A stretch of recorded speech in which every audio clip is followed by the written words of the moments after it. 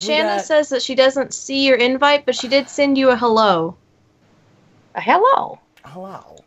Can you hear me now? Can everyone hear me now? So I was trying to plug in my new camera. Ember, I can't hear you. I can't hear her either. That was the problem that we were having, is that neither of us can hear her. Well, that's apparently odd. Nobody can hear her. There is no. I put in a news article today. Yeah. Oh, she before can hear me. Oh, no, that's me. I'm sitting at my desk and all my notes are done before recording.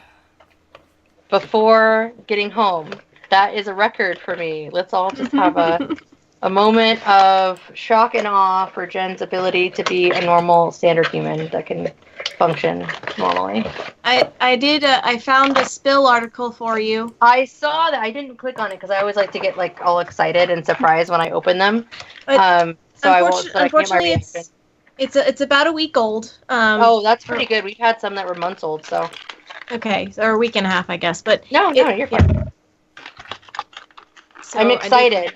I'm excited. Those are always fun because then I get to click them, and then I'm like, oh my god, this is ridiculous. I am seriously arguing with this stupid fucking camera. Seriously. All right, I'm here. Sorry. Is your audio like trying to route through your camera again, Ember? Oh no. Because that's happened to me. It's like, do you want to use your camera as a speaker? No. Do you want to talk to your camera? No. I hate when it does that. Oh, come on, seriously. I wonder if I can add people on my end. Maybe to the call. You can. You can add people. She may have to approve it, but you can. All right, Ember. I'm gonna try to add. How do I do that? All right. So go to if you're looking at your Skype. You're going to go at the top, or just click in general where it should say like, the three little dots at the bottom, and then you can put add people to this call. So your three little dot circle on the bottom opens up your options. Put add people to this call, and then you should be able to add them. And like I said, she may still need to approve. Okay, I tried. Can you guys hear me now? Yes! Yay! Yeah. And then... That's okay. Hello, Shanna. Hi, Shanna. I hear somebody. Hi. No, I'm just beating the shit out of my mic. It's fine. Don't worry about it. It's fine. It's fine. I don't see you. I can't hear you. I've got so much going on. What? The person on the right, the way she's sitting. Has stuff. It looks like ears. Yeah. Yeah, I like it. That's what I was looking at a minute ago. Oh, I thought she had an ear headset too. I didn't even notice. I assumed it was like a hat or something with ears. I'm kind of like, I was gonna try to sit like this the whole time, and then at some point, just move. Just be like, just kidding. I have not ears. a demon at all. I mean, might still be a demon? Question mark. Hey, Shanna. I can't see your face. Do you have your camera up? Yes, it should be. You may need to hit the button on Skype. Give me a moment, checking. Okay. Yeah, for some I may reason, have to apparently rejoin video. the call. Oh, my video. I can see somebody. Yay! This is Shanna. Hi. Hello, I might need to Shanna. rejoin the Skype call with my mic now established, or my webcam now existing. Okay. And then Abby says that she didn't see but she has the link in the document, so she should be linking up with us in a moment, I guess. Hopefully. Hopefully. Maybe I can add her, question mark. Abby, search Skype. Affirmative statement. Abby Peterson. I'm trying to figure out how to at least get everyone in separate windows. It's just not cooperating. Well, there's many Abby Petersons. Maybe you can search by her email address. Yeah, probably gonna have to. Okay, what was it? Something charmingly. Charities at Gmail. Charity. That's right, Charity. Charities. Charity. Where did Jen go? Because she had just plugged in her camera, she had to like log out or something to get it Alright. back in. Charities. Yeah, God. Don't scare me like that, Jesus. I didn't know this was a jump scare podcast. Uh, It's just Okie Dokie Literature Club. Sorry, everybody out there. Oh shit, this cam is like so wide angle. Like there's too much of my life on display right now. well, give me okay. Give me a moment to like. Here's Jay Peterson. I don't want all of this. There's too much of my life showing up on the screen right now. I'm very concerned. I just tried to make sure that behind me was reasonably clean. That's all I could hope for. Yeah, it's a strange world that Jen lives in. Oh my god, it looks so pasty white. The quality of the camera is not compared to mine. Okay, you know what? We're just going to go ahead and Where'd take you go? that. Could go where? What? Oh my gosh. All right. I love you. Conference calls in the future are weird. So I feel like that did nothing compared to what I just did, huh?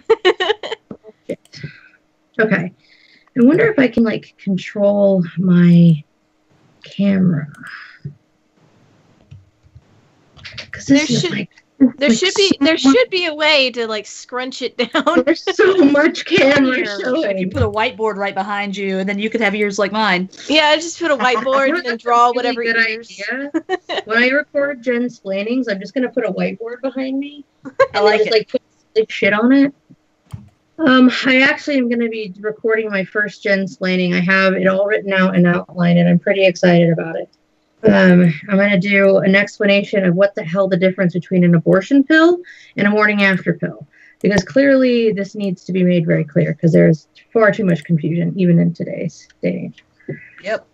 That's going to be the first one. Well, it came up because I don't know if any of you watch Black Mirror, but on an episode of Black Mirror, they mentioned that somebody was pregnant and that she was given a morning after pill. And I was like, that's not the same thing. This is the exact thing that creates these situations where people don't understand what's what. And I was so mad that a show that I respect so much, like, didn't. Oh, man. So crappy. Anyway. All right. I think. I have no. Okay, we get all so our faces here doing it like Yeah. each face gets a different window. Is it something that's working really well? And I was worried about taxing the machine, pushing all that out anyway. So if I don't know if you guys can see what's going on the stream, but I think that, well, the stream isn't caught up yet, but I think Hey! the other There's Abby. might work. Is your camera working? I think so. Hang on. There we go. Hey! Yay! Oh my gosh. There's like, I feel like this is like the most humans we've had. Like really interacting at the same time. Greetings. The same time, the same place. I have Humans are lots playing- of brewer friends. They all make Yay. alcohol. I think we should just like they I have all beers in the make, car. Should I and go that have one? call could have gone. That like sentence could have gone to a divergent direction. I have so many friends, and they all make out with me. Like there was so many Evening jump. Evening jump. There were so many places that could have gone when you said it. I just met you, ma'am. I mean, Also, I have my glasses on today, so now it's a glasses cast. Now you're the only one without. Normally, I have contacts. I had surgery to One of get these rid of mine. Thank you very much. One of these things is Guys, not like the other. one more test. Yeah. Can you guys hear this? Sure. Yes. Excellent. Wait, can So we hear? that Are you works. playing? Hold on. Are you just asking, or are you playing something? No, that's just the shortest thing, because when I hit play... Wait, hold on. Play the thing again. I don't know if I actually heard it. I lied. Diamond Club Nope. hopes you have enjoyed I heard this something program. sound like background ambiance, but there was no music or sound or further. Yeah, Nope, we're not hearing still sound. working I out. thought I heard I it. couldn't hear anything. We're still working out how to get our intro to play where we can hear it. I had this working in Skype this week. I don't know why. Diamond Club Because hopes the you have universe enjoyed is this made of program. sad. By the way, Ember, you need to download Streamlabs OBS. It's auto-integrated and people have templates. It's a thing. Yes, I use People also Streamlabs. it. It's really great. All right. I like Yeah, O- Steam- I I like downloaded OBS. it. I Don't just use haven't had OBS time to anymore. mess with it, and it keeps interrupting everything I try to do. So there's that. Oh. No. OBS, Steam Labs OBS specifically, though. Yeah. Oh, okay. I don't know. Amos said it was like super easy to set up. I'm gonna be doing that. Oh, You guys can't hear it because the Skype audio. because the universe is made of sad. Yeah. What the hell else? That's your solution to everything. And Linda Van. No! What happened? Skype?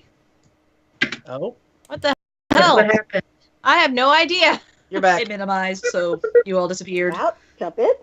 Ember, how's my volume? I can go up or down. Just let me know. Like, it didn't drop the call, it just went It's whoop. Fine.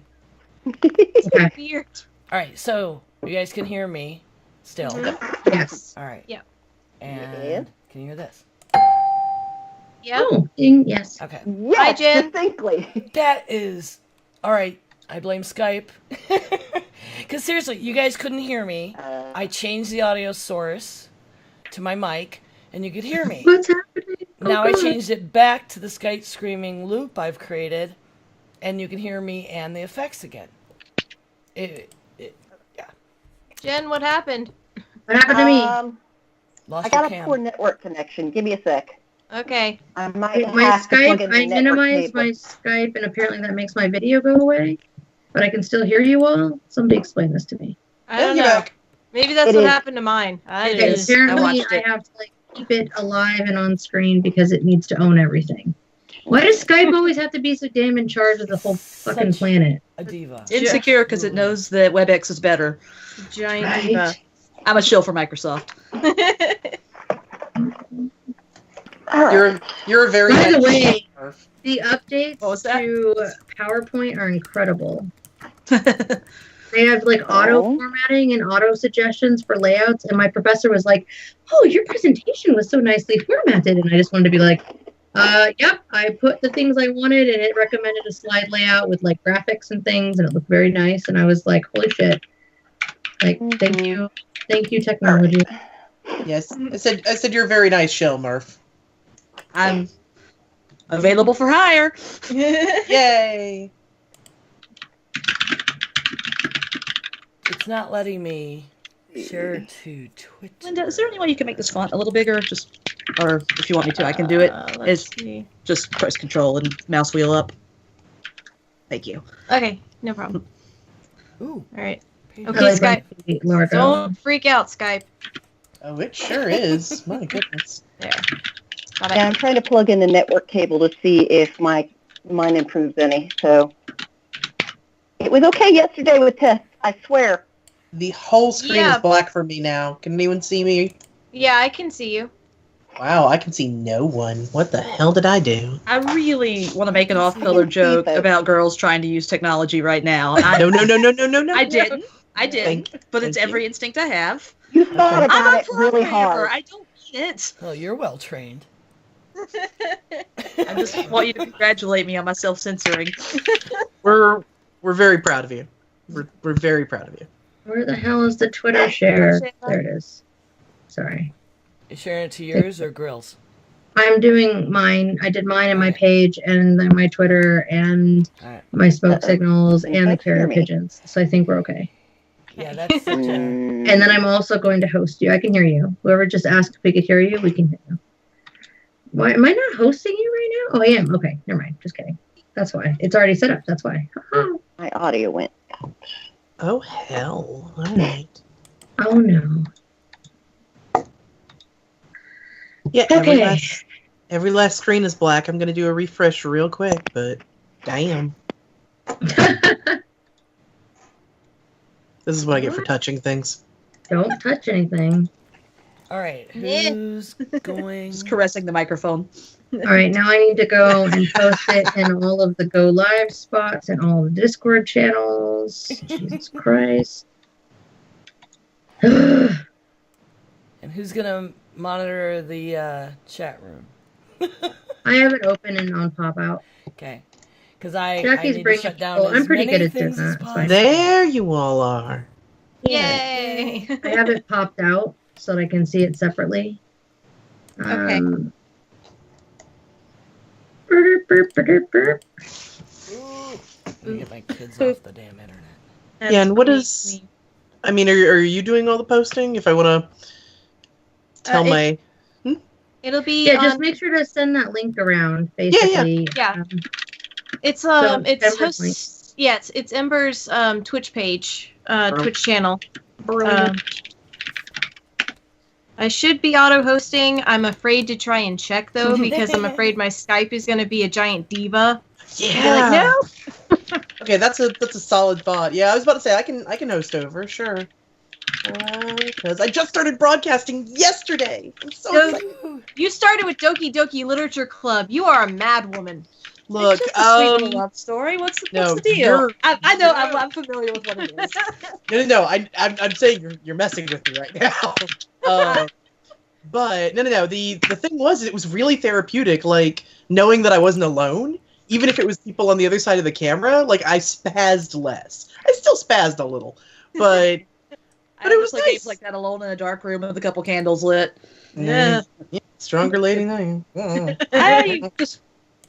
If you're gonna do it, just really do it for me, you know. Then again, I also probably still have Silent Hill related nightmares. Nope. Gonna nope right out. Nope. Yeah, I haven't actually played Doki Doki. I've seen footage of it, but I should play through it myself. Unfortunately know everything.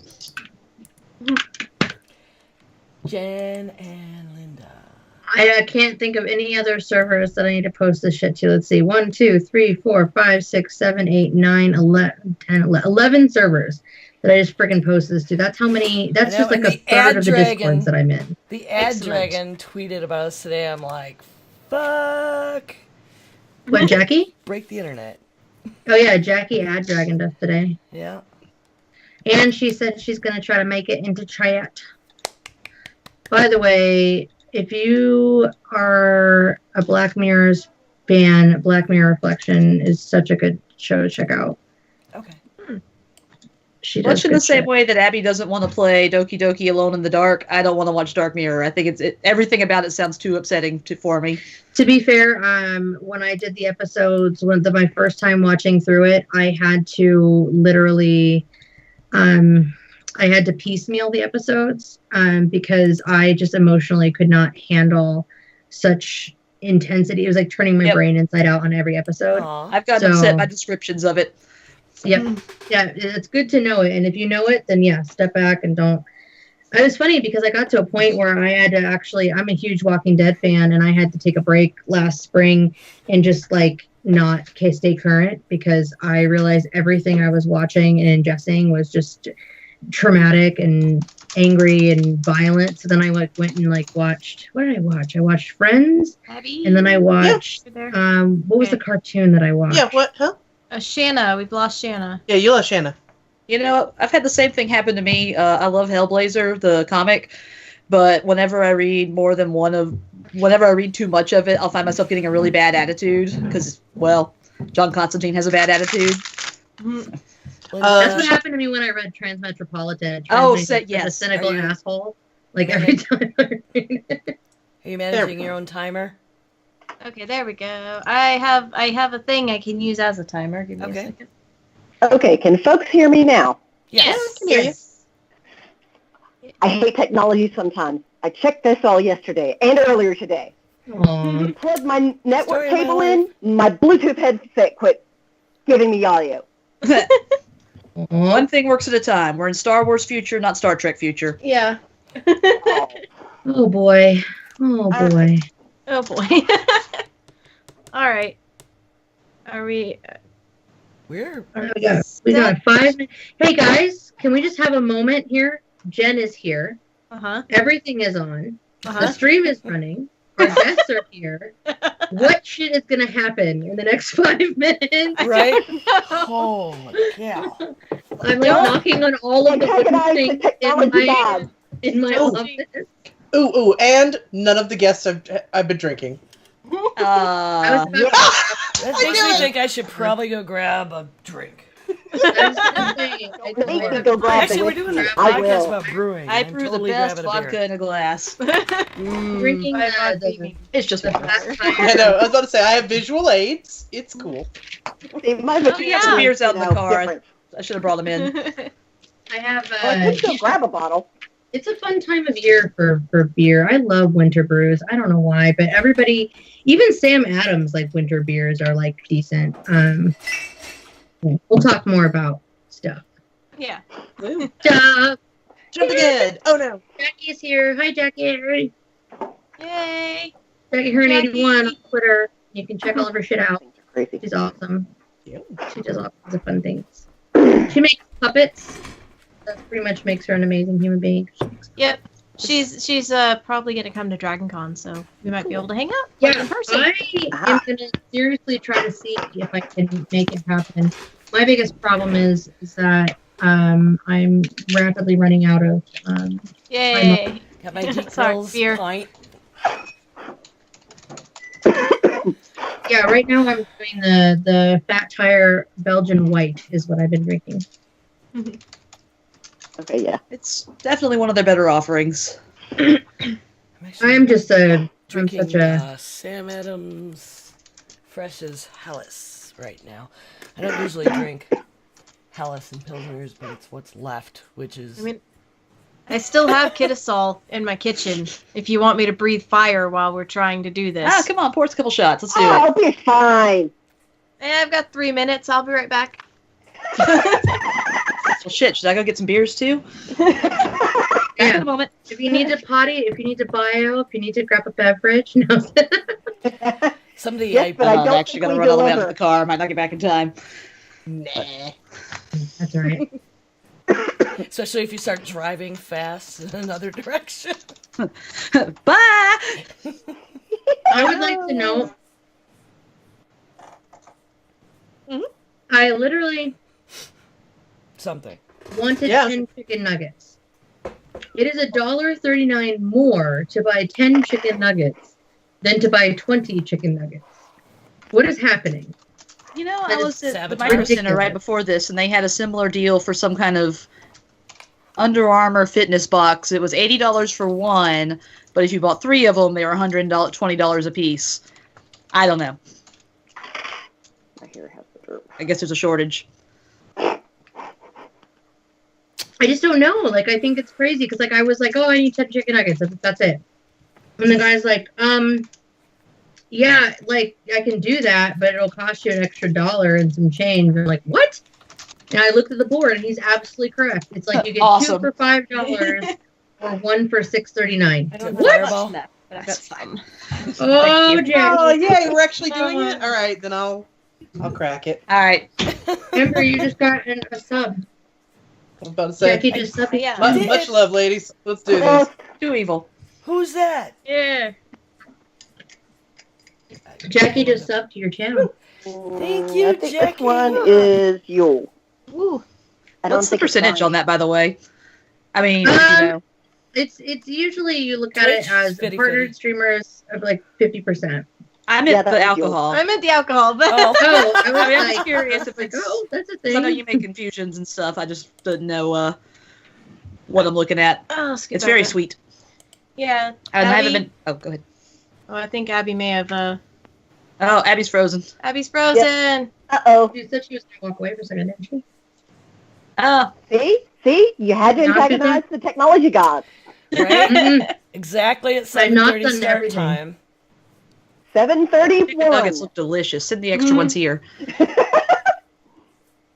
You can email those, right? So, Jackie, I'm seriously looking into figuring out how I can incorporate a heart into a Diamond Club symbol and getting it tattooed on me because Curtis has been my. showing off his Diamond Club tattoos, and I'm very upset.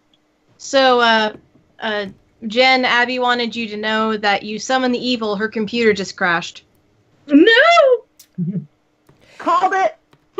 Do we want to start and just incorporate her when I she, did knock on when all the if she things. can get back in, or she can use Skype on like a phone? If she's restarting, though, if she Let's just give her a minute restarting. if it's okay. Yeah, Let's give it like 2 minutes, a couple minutes just to we'll give her a restart. couple and- minutes. I'll double check, make sure she's doing that. So I have a Twitch emote designed. Oh, here I she haven't comes. actually created it You did. yet. Yep. Sorry, Abby. It's like I was like, thank you, Jen. You did this. I know, it's totally my fault. I did this. I just Absolutely. said All she right, called there we it. go. Mhm. Okay, so All right, Linda, you since gonna- you're I take hosting- full responsibility. You gonna count down the intro for us, Ember? Well, because you can all hear it now, Yay! All right, let me make sure. All right. you Got my can ears back count on. down, and I will push the button, and you will be able to hear when it's good to talk. I finished chewing. All right, everyone ready? I did. I had to chew. I had to eat my nuggets. So I didn't pass out. I haven't eaten since like 11. I'm good. All right. Angry podcasting. Mhm. Dude, I get hangry too. My manager is like, "So have you had a snack yet?" Oh my God, you're a walking Snickers commercial. I am. No, I really am. You're not She's like, "Where's your yourself string when you're cheese? Have hungry. you eaten your string cheese yet?" So, ready? Woo. Shut up and sit down.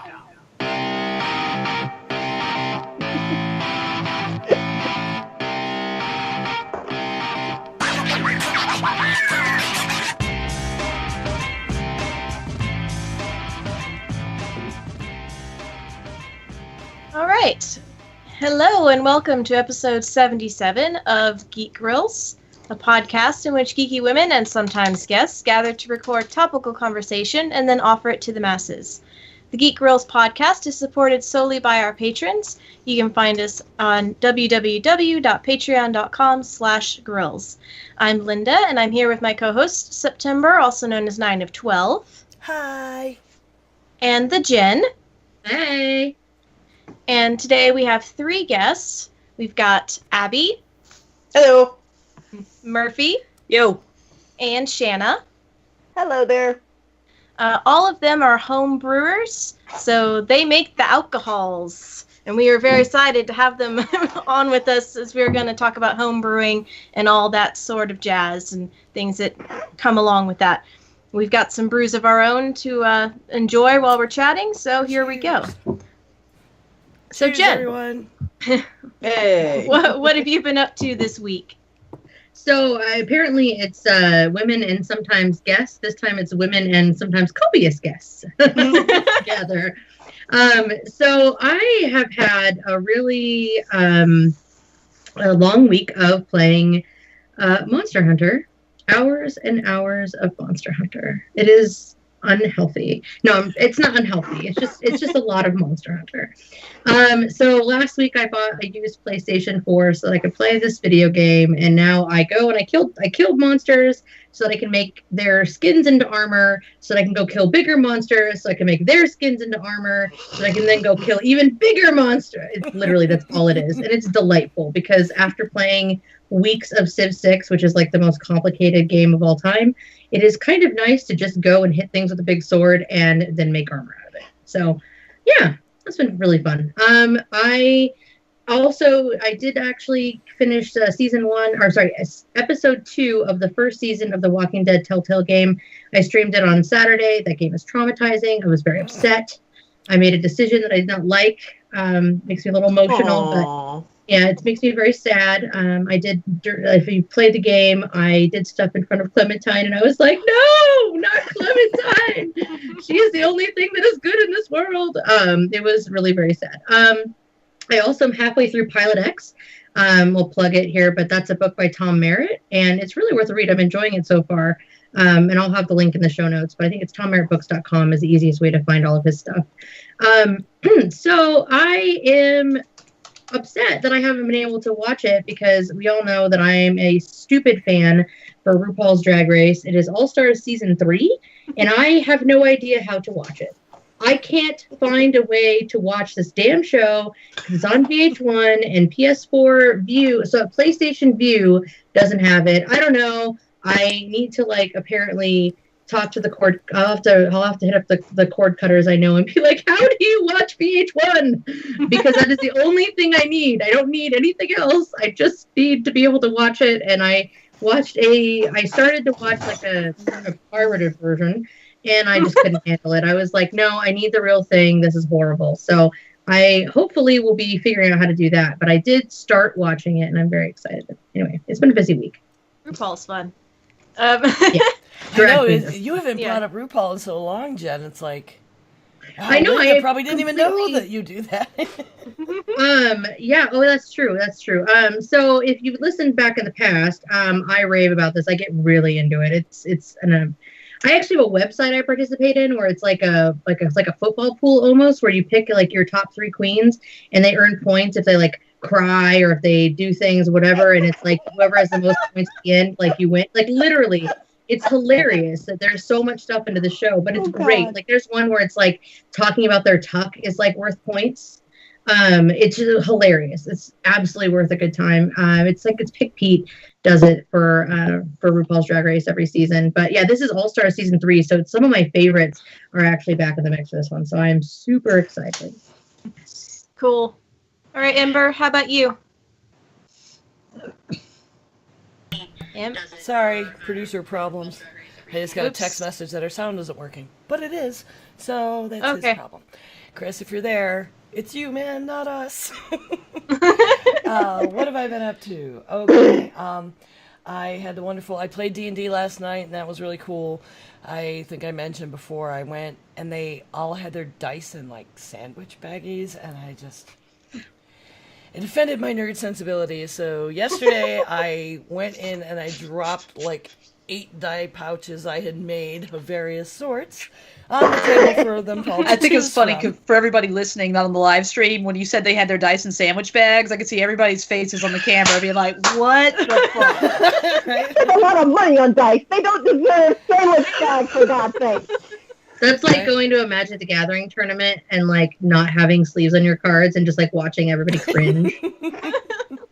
Oh, So- well, Janice, I had made Wonder Woman, which was snatched up by a guy who is a brewer here, actually. They're opening a little local Fourth Creek brewery. It's opening soon.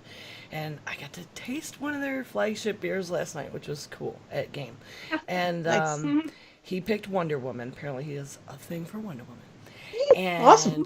one of our hosts picked the Adventure Time one. And the couple who hosts us for D&D, they're the one that's getting married. It's so crazy about Star Wars. I was telling you about Jen Len. I want to get a set of the things as a wedding present. Yes. So he snatched up the Star Wars one. I have Star Wars fabric left over from a skirt I made for Star Wars Day a few years ago, and I made one. And what else? Oh, a little one with flames on it was left, like I gave Scott Johnson, but a mini version. And I gave that to the DM, and then there's this Bang Pow. It matches my husband's, like a comic booky fabric one. And this other guy who was brand new to D&D grabbed that. He was like, is it okay if I put this on Instagram? I'm like, yeah. And so I drove away that night, like going, not only am I really happy that they were happy and they enjoyed them, but like several of them, it was their first dice pouch. I'm like, you always remember your first dice pouch? You know, I still have my very first set of gamer dice in the pouch they came in. I was showing all my dice off to a friend the other day. It's like, I bought these 20 years ago. Right? Oh, man, I don't even know where my first set of dice, because mine were 10-siders, because I was all white. My first tabletoping was all White Wolf, so everything was 10-sided Oh my god, that dice. was your first one? Oh yeah, no, I was like 12 Are you or an accountant 13. now? I mean, Did you have the bag that had the symbols on it? The funny thing is I did buy the dice sets when I was in high school. I was super into it, and like I lived in the middle of nowhere. Like we were an hour and a half from a shopping mall. So it was me and my friends, and like I had no access to the outside universe. I actually did D&D for the first time until about 2 years ago. One of the die that we had that I was able to show the group, and Rob and I, being the elder nerds, you had to tell the story about the Elder nerds. You the guys look like you guys like a crest or something. Modern gaming, like the Four-Siders all do the thing that, you know, would seem to make sense, where the thing pointing up is what you rolled. But old ones, it's the bottom, the base. The Yeah, it's numbers on the are same. bottom. My favorite dice were like that. Yeah. My favorite set has New one like ones that. are all the other way. And the one I had was like an old school one, and it was like old, like when you first bought D&D and it was a couple little paperback books and you had to rub the crayon on the die to fill in the colors for the numbers because they were the double pens. So like my 4 was one of those. We're telling them about how you used to have to rub crayons on to fill in the numbers. So. That is old school.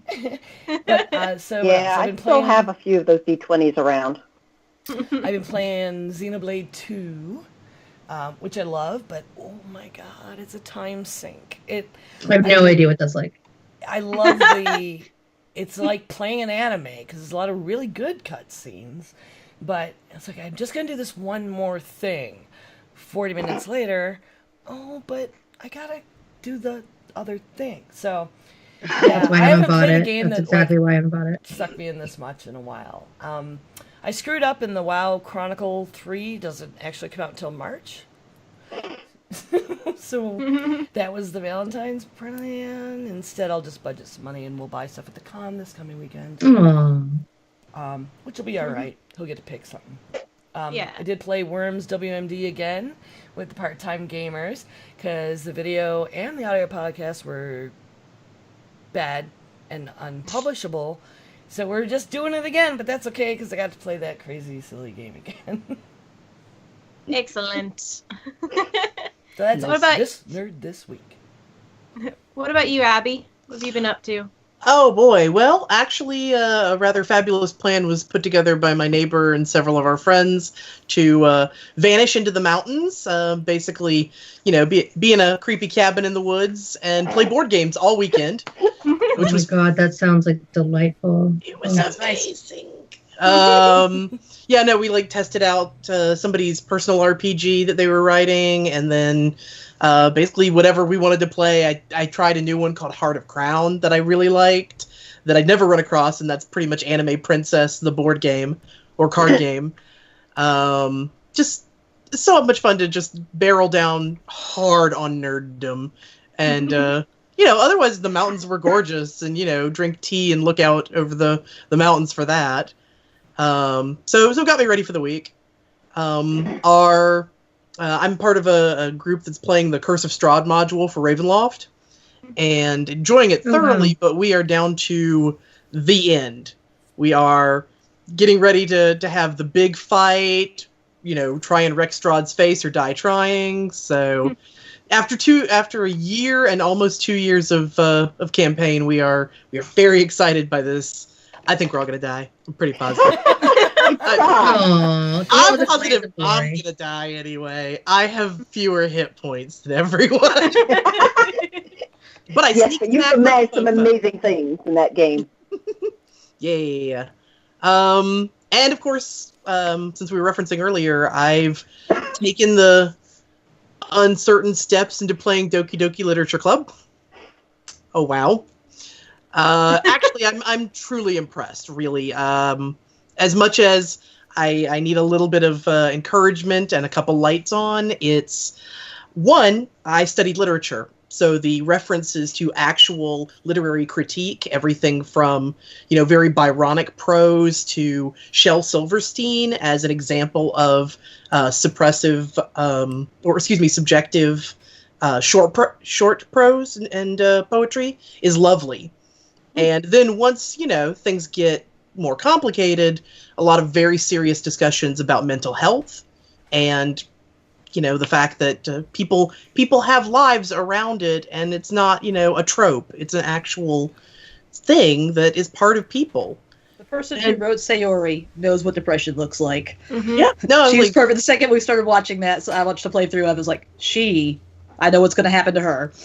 Like, yeah, it feels honest, and that's really, I appreciate that. It's never a joke, when it's the part of the story that is not supposed to be surreal. And then clearly we move on to something very surreal and cerebral, which I really like. It's very intelligent. I'm not done, and I'm parsing it in small bits, but I'm really pleased with what I'm seeing. So it's a wonderful game. Awesome. How about you, Murphy? Everybody else has a lot more gaming going on than me. Though speaking of all going to be dying in a game, so I played in D&D. We're just 5th level characters, and we accidentally found a Drider in my last game. And it wasn't the Drider that took me out; it was our wizard. I'm the cleric. So and the wizard just fireballed me, trying to get fire. That bastard. So anyway, lately I'm a crafter, so I've been finishing up some LARP commissions, making some armor and some sewing projects. Lots of tabletop, of course. D&D mostly. I play a little homebrew game locally as well. And every now and again, some forays into carpentry. I made a table. That's like really awesome, though. Like a table. Last year I bought a power drill, and it was one of the most exciting moments of my adult life because now I can drill shit, and like the world has opened to me. I've done so many projects now, it's insane. So like I made a house out of like this old lab table that somebody had, like a cabinet, and like I sawed it and drilled stuff, and I put my litter box in it. I made that thing. That's awesome. I love that feeling of just like, here's a thing that didn't exist in the world. I did it with these hands. Yeah. It is a wonderful feeling. Very cool. And what about you, Shanna? What have you been up to?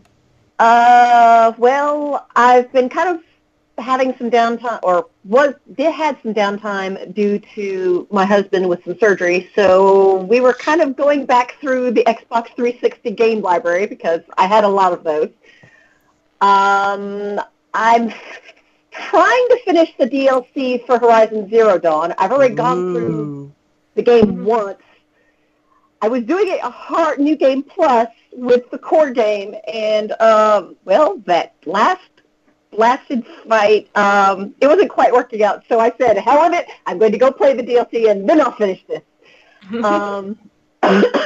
I also play tabletop a lot, used to, but then I had a long dry spell. Just got back into doing one with some folks, and kind of enjoying it. I didn't plan to be the straight one in the group, really. I planned to be the practical joker, but someone else playing a kobold trapper beat me to that slot. So now I'm apparently the straight cat person in my tabletop game. And they go, well, who's the responsible in the group? And all of them point at me. And I'm like, but, damn it. So, yeah. Comedy doesn't work without a straight man, though. Yeah, you need it. Otherwise, it just doesn't. In fact, it's harder. Yeah. Fair enough. Other than that, I've actually slowly been starting to get excited about going to a supernatural convention, which will be up in Nashville in April. I've been saving for this for like a year and a half, so I'm like, yay, I get to go do this, and better yet, I get to go do it with my sister, so even better. That sounds awesome.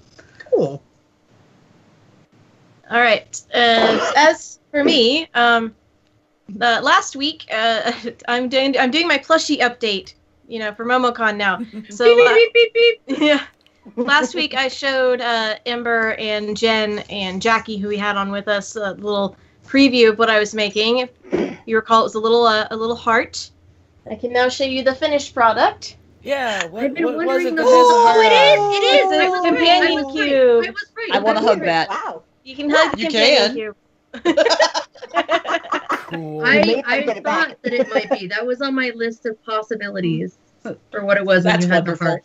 So I made the companion cube, and then I also, because these are apparently really easy for me to make, I've made a bunch of Yoshis, all different colors. Oh my god. Easy for you to make. I'd be going, what the hell am I doing with that?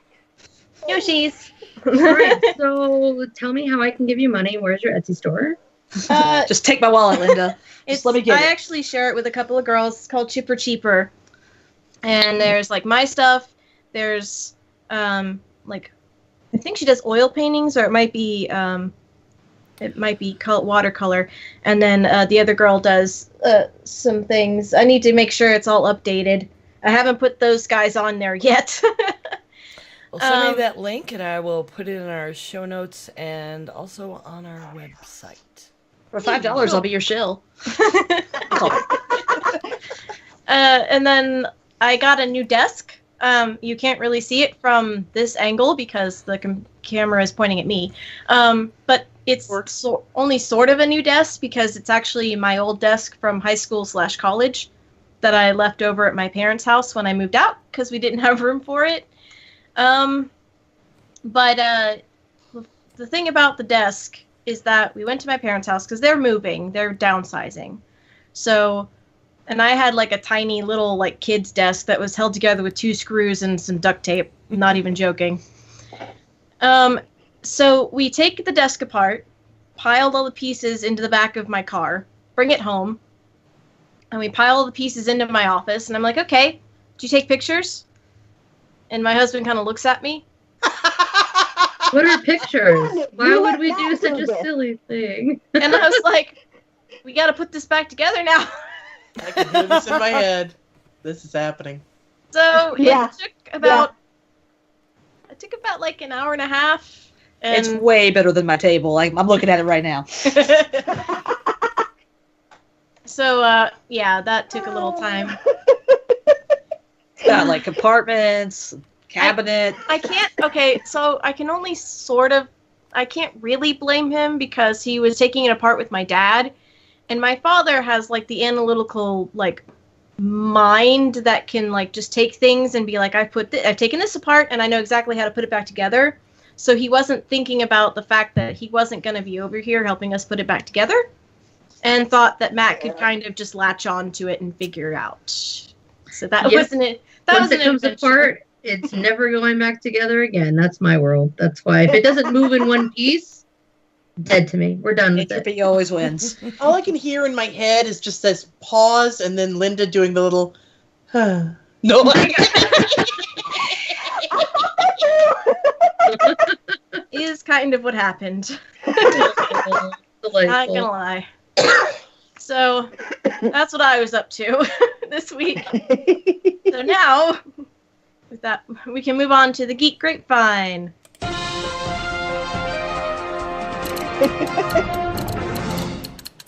Okay. You know, I was about to start singing. I didn't know you had theme music for this thing. I had a really dumb song. Okay. So whose is the Star Wars series? Me. So I thought the most exciting thing this week was going to be that we actually got a Han Solo trailer, which, by the way, is that like the teaser trailer and not a real trailer? Why are teaser trailers now like 2 minutes long? I'm confused. I don't know. Anyway, it looks cool, but it's not really a trailer because there's no story. It's really just art, right? So I don't know. I'm confused. So Star Wars series coming out. We don't know when. No announcement on when. No details on that. But it is going to be written, or it's going to be done by the writers and producers of Game of Thrones. So it is going to be something outside of the Skywalker saga, completely separate from that, completely separate from the other 3 movie series that was already been talked about. That is completely different, but I love Star Wars universe, and I'm really excited. Also, if there's anybody that I can trust to like flesh out a world and make engaging visual media, it is the people that make one of my favorite television shows of all time and forever, Game of Thrones. So that is, obviously, they haven't even put the last season up yet, so it's not coming until 2019, so that tells me that this is probably a ways out, but I still think that's incredibly exciting. Yeah, that sounds really cool. I would watch it. I'd at least try it. I'd give it a go. I will pay for it. I will spend money to go to the movies and see it. So what I found 2 things. The first is apparently there's a new Super Mario movie coming out that is animated. Like they are actually partnering with the people that actually make the games. Yeah, because when he first said Super Mario Brothers movie, a chill went over me. I was going to say, did anybody else just have that visceral reaction and memories of those that already exist? It's like, oh yeah. No. First off, his last name's Video. It's not Mario. Okay. No, like literally in the article I found, they reference that. It's the people that have the bad reactions to the first one. This one's different, I promise. It's literally like I know what the first the article says. They know. They started up with the no, it's okay. It's okay. No, really, it's okay. I'm interested to see if that's going to be any good. Who their audience is. Like, are they going for the younger crowd? Audience is the people that have bought Mario Odyssey on Switch and are playing it all the time. Probably. No, I mean honestly, I don't mean that's essentially all their audience, but I definitely feel like that's where I think the renewed interest in something like this would come from. So I don't know who that group of people is, but I don't know. I like weird. that game. I think that's a playing mass appeal. it. I love that game, but I actually want to switch just so I can play it and have a sentient hat. And what was it? Justin Young calls it like Mario's like heroin adventure. And his recounting when he first played it is one of the most incredible things, and I need to play it. But sentient hat, so cool. Yeah. And then the other thing I found is it was for Jen, because I know for a long time you had your spills thing going on.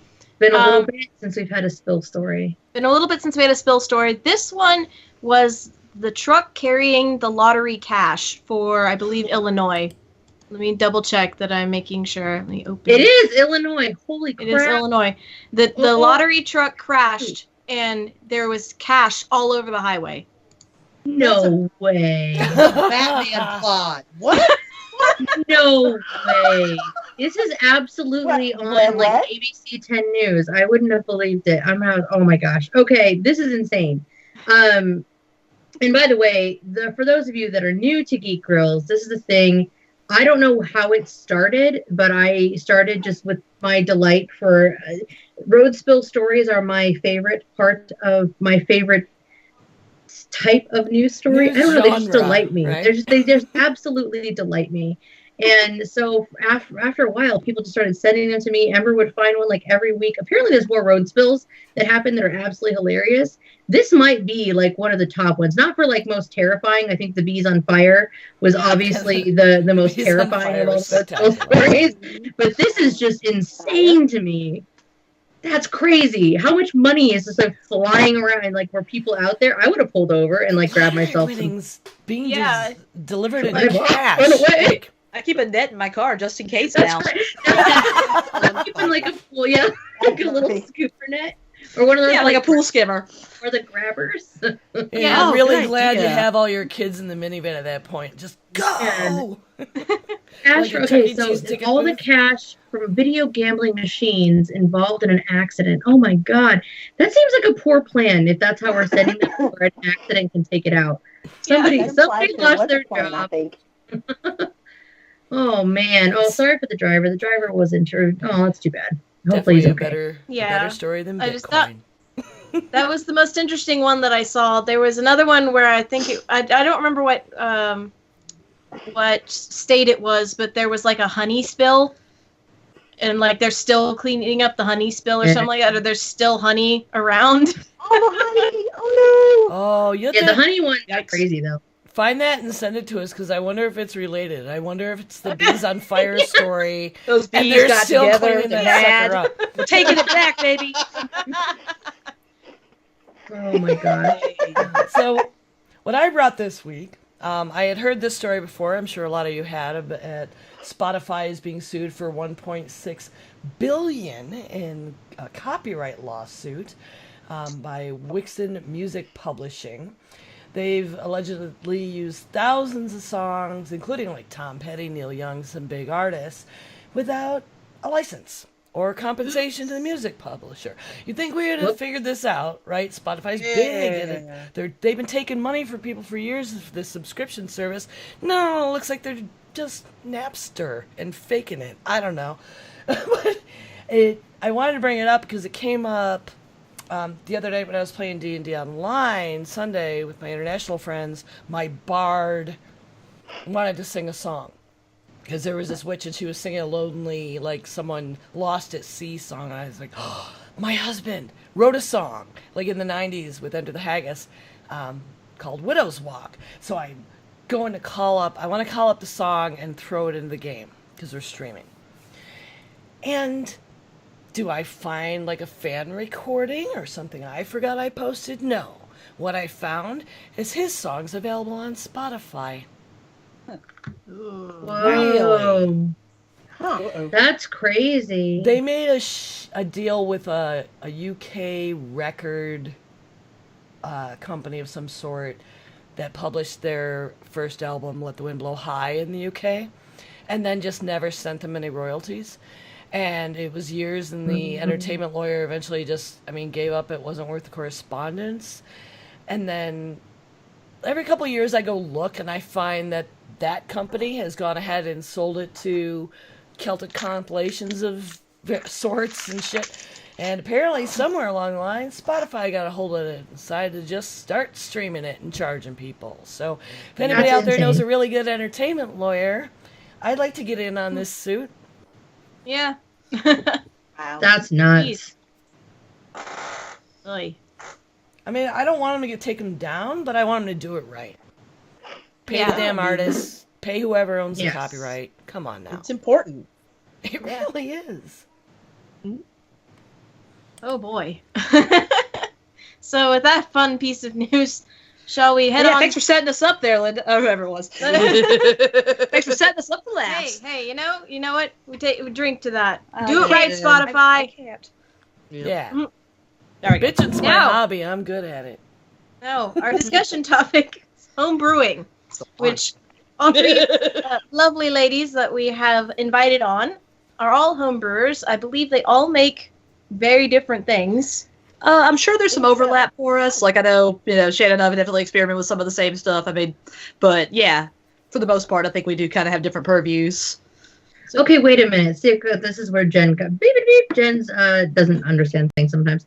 So I thought that you guys, there was mutual working together on the brewing. All three of you guys are No, we hate each other. like hate each other, don't like each other, never communicate with one another, and definitely don't ever brew together. We for some share. reason, I thought you guys. I didn't realize you guys each have your own individual brewing setups. And yes, Yep. that's incredible. Yeah. Okay. So go ahead Then- and I guess take Today I learned. take turns and tell us about what you make and how you kind of got into it. Who wants to go first? Well, Linda's looking at me, so I'll go first. So, Right next to me. so I mostly do beer. I also have for a very long time made absinthe, and will occasionally dabble in distillations like whiskeys. Now, a little quick note: I do work with a licensed distiller for that kind of thing. I was just going to ask that question. You can't actually just buy a still. So the wording is that you can't distill for the purpose of concentrating alcohol. So for things like absinthe, where it's for purifying it, but the end result is less alcoholic than what I bought in the store, that's not even a gray area. It's fine. Just obviously don't sell it. It's just for home use. For things where you turn, say, a failed beer, which I'll get into later, maybe into a whiskey, that is one where you have to work with a licensed with somebody who's actually got a distillery. And if we have time later on, I'm going to rant about the heartaches of starting your own distillery, because I've been trying to put one together for quite some time of my own.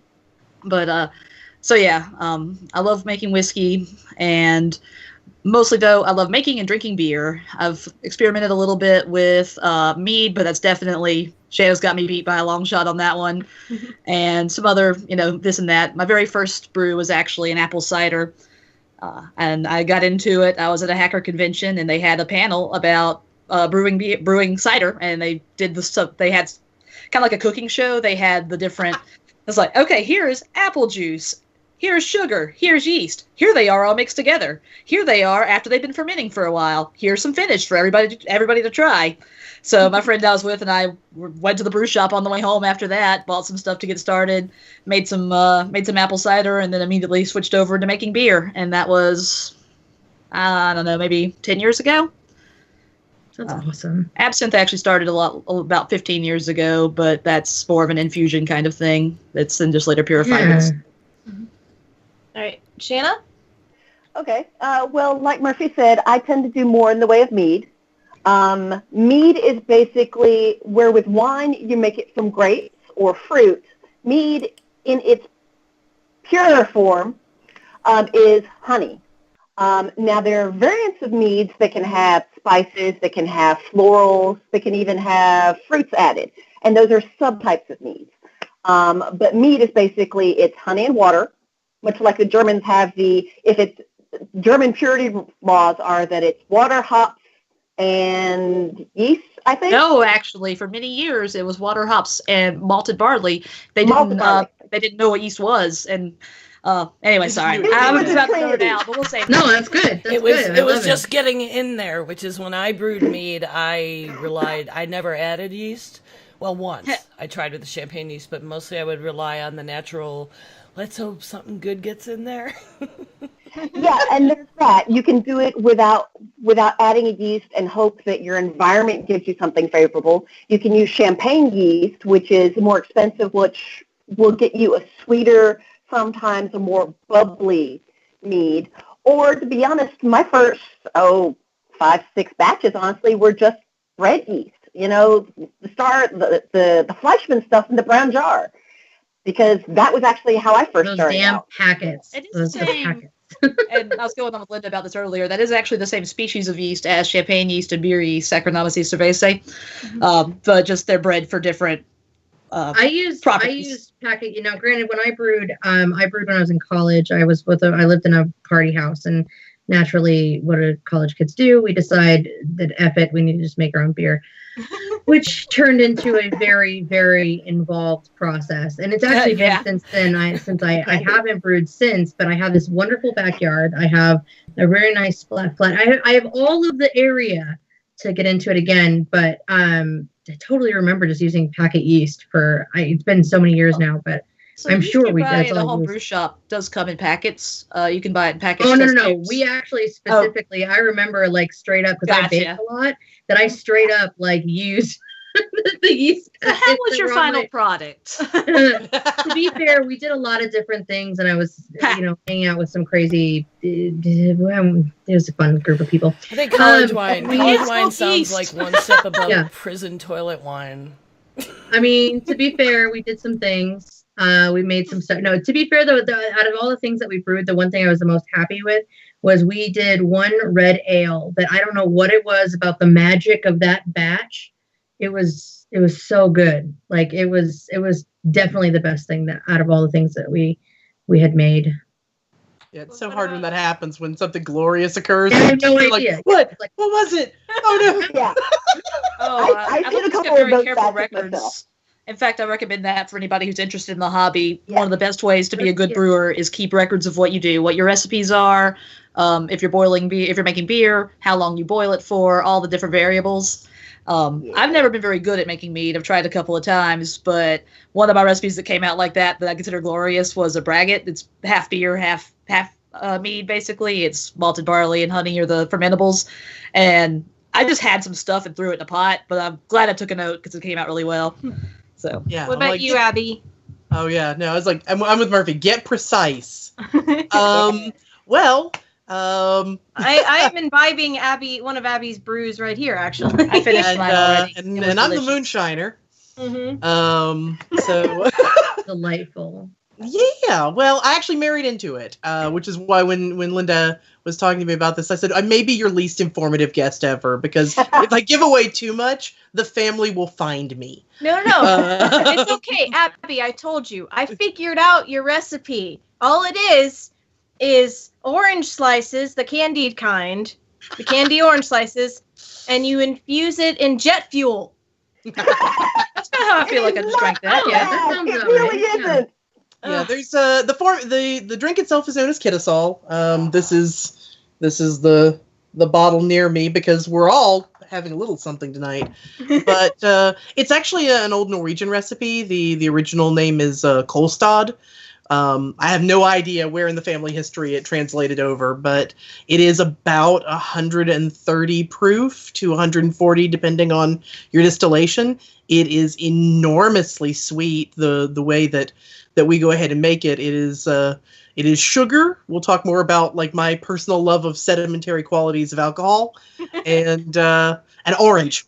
It is very orange. It is but very delightful, and I use cough syrup. That sounds like everything that I might actually like about. Oh, it tastes like so candy. good. It's easy to mess yourself up. Yes, I did that last Dragon Con. If you come to Dragon Con, I will share some Kittisol with you. It is delightful. Yeah. Sharing is the important word. With me. We can absolutely in no way make this for money. Yeah. No way. Yeah. Totally not. Sharing is caring with sharing your happens. friends. Yeah, I do think a disclaimer here. Definitely if you're going to engage in the production of any kind of an alcoholic beverage, and well, really any of this process, definitely know what your legality is and your state, because it does vary state by state, which a lot of people don't actually know. And I don't want any of our listeners to find themselves in trouble for. Fortunately, it's a very quick Google search for your state. Yeah. Oh yeah, easy peasy. Just stay informed. It's like running a drone. Just know what's up. I mean, what is it for Georgia? Oh, so at least for beer, it's been a long time since I looked it up, but I think it's for personal use only. Obviously, 100 gallons of beer a year or less for a single person. I don't remember what it was for a household. And then I don't know what the rules are for wine. That's not something I make. And then it's illegal in all 50 states to do distillation unless you have a license or work for a distillery. Mm-hmm. It's actually due to a prohibition. Well, yeah, it's kind of a typo. Kind of dangerous. Yeah. No, it's not. No, but I mean, if you're trying to just, I wouldn't recommend it for first timing. No, it's true. It's especially depending on what kind of fermentables are being used. Different things produce more methanol, and you definitely need to know how to avoid getting much of that into your final product. Yeah, because I've heard stories of people trying to make root beer and things exploding. So I had some. I was gonna say we had some chaos happen with just. I mean, we got idiot college kids like living in a house trying to be adults, and then also deciding to brew their own beer. That was just an adventure and fun. Yep. We had a great time. It was a great time. Put it in the bottles too soon and keep the bottles too warm. You will definitely get exploded beer bottles. I've been there myself. Under my bed. Related to brewing, but I did actually jump a keg over the fence once by mistake because I had a friend of mine that worked in the science lab, and I always hated that the ice would melt and it wouldn't keep the keg cool when we had backyard parties. And my friend was like, "Oh, it's fine. I'll bring you some dry ice." And when he said, "Bring me dry ice," I didn't pay attention to exactly how much dry ice was there. So I put that in this tub, put the keg on top of it. So if you think about what happens to a can of beer, if you put it in the freezer, it did that, and then it ended up over the fence into the neighbor's backyard. That was fun. That was a fun time. Oh my! Meat. Wow. Yeah. I've ever had. I was so smart with the I'm impressed. Wow. Oh man.